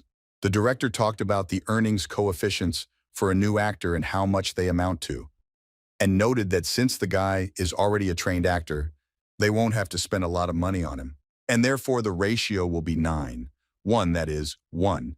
And he suggested signing a contract for a year so that the guy would understand how serious the company is, and after that time he would decide whether to renew it or not. Woojin almost immediately felt like Hyun Hye-yeon had a hand in this, because it all seemed like one big misunderstanding, and he didn't think that anyone else would be able to offer him such favorable conditions. He summed up that he needed experience, and in addition to it, he would receive money for the work and a contract for a whole year, and it would be a plus to find useful contacts in the entertainment industry. However, he asked if he could add 2 points to the contact. He didn't want anyone to ask about his past and wanted to do only the work he wanted. This shocked the director a little. Sung-gop noted that Hye-young had just said that the guy had personal circumstances that he didn't want to talk about, and regarding the second point, he asked if this meant that he shouldn't interfere with the work at all. Woojin replied that he wanted to make the final decision on the films. The director suggested that these points be included immediately, agreeing with them. The director expressed hopes for successful cooperation, but inside he was absolutely jubilant about such a successful deal. Woojin handed him a business card, explaining that he got it after reading the script, and the company asked him to contact them. The director was amazed that the guy found not only an agency but also a job. It was a business card of the film company Box Movie, which was one of the largest, and the director, seeing it, almost howled with emotion. The director began to think out loud why the guy could have been given such a business card and began to remember all the connections and put the picture together. The director said that the guy might feel that he was pressuring him and strongly recommended that he meet with the person who gave him the business card and immediately started calling him. Woo Jin was slightly relieved that he had asked about the business card, which turned out to be a very good choice. Song Go-Pi had already tried to arrange a meeting. On the other end of the line, they said that they wanted to see the director and Woo Jin immediately, which shocked both the guy himself and Song Gop even more. They also went to the office of the company, which was eagerly awaiting them. They had to wait quite a long time for this meeting, although they were so strongly asked to come quickly. Woo Jin and the director both sat there rather dissatisfied. The director noted that they had been waiting for half an hour, and most likely the director of the film company decided to raise his price because Woo Jin had not contacted him for a long time. A man entered the room and asked for forgiveness, explaining that he had urgent business on the way. Woo Jin noted that he often met such nasty people at his previous job. The director expressed his joy at meeting and noted how long he had been waiting for the call. Woo Jin said that he was busy filming. The director was surprised, noting that he was almost upset, since there had been no news for a whole week, and it seemed to him that he had been ignored by the newcomer with whom he had personally contacted. The man asked if they knew the director Woo Hyun-gu, and noted that he had already told him about the guy. But because it had taken him a long time to get there, the director was angry. The director sat down and explained that first it was worth holding a casting, but he was sure that the guy would get ahead of everyone, and handed him the script. While Woo Jin was looking at the script, Song Gop noticed how strongly the director of the film company insisted on his proposal, and lost all doubt that Woo Hyun-gu was a master of his craft. But he would be very upset by the guy who came to their meeting. The man said that he could not say anything about the financial side of the issue, but investors were already lining up. Song Go-Pi whispered to Woo Jin that this was an opportunity to give a positive answer even while dying. When the guy asked for clarification, Sun Gop replied that the director was Woo Hyun-gu himself. Woo Jin interrupted him and said that he was refusing the offer. Sun Gop was extremely sure that the guy had given a positive answer, but a second later the true meaning of what was said began to dawn on him. The agency director jumped up in his chair. He couldn't believe that he had heard a refusal to what he considered to be such a strong offer.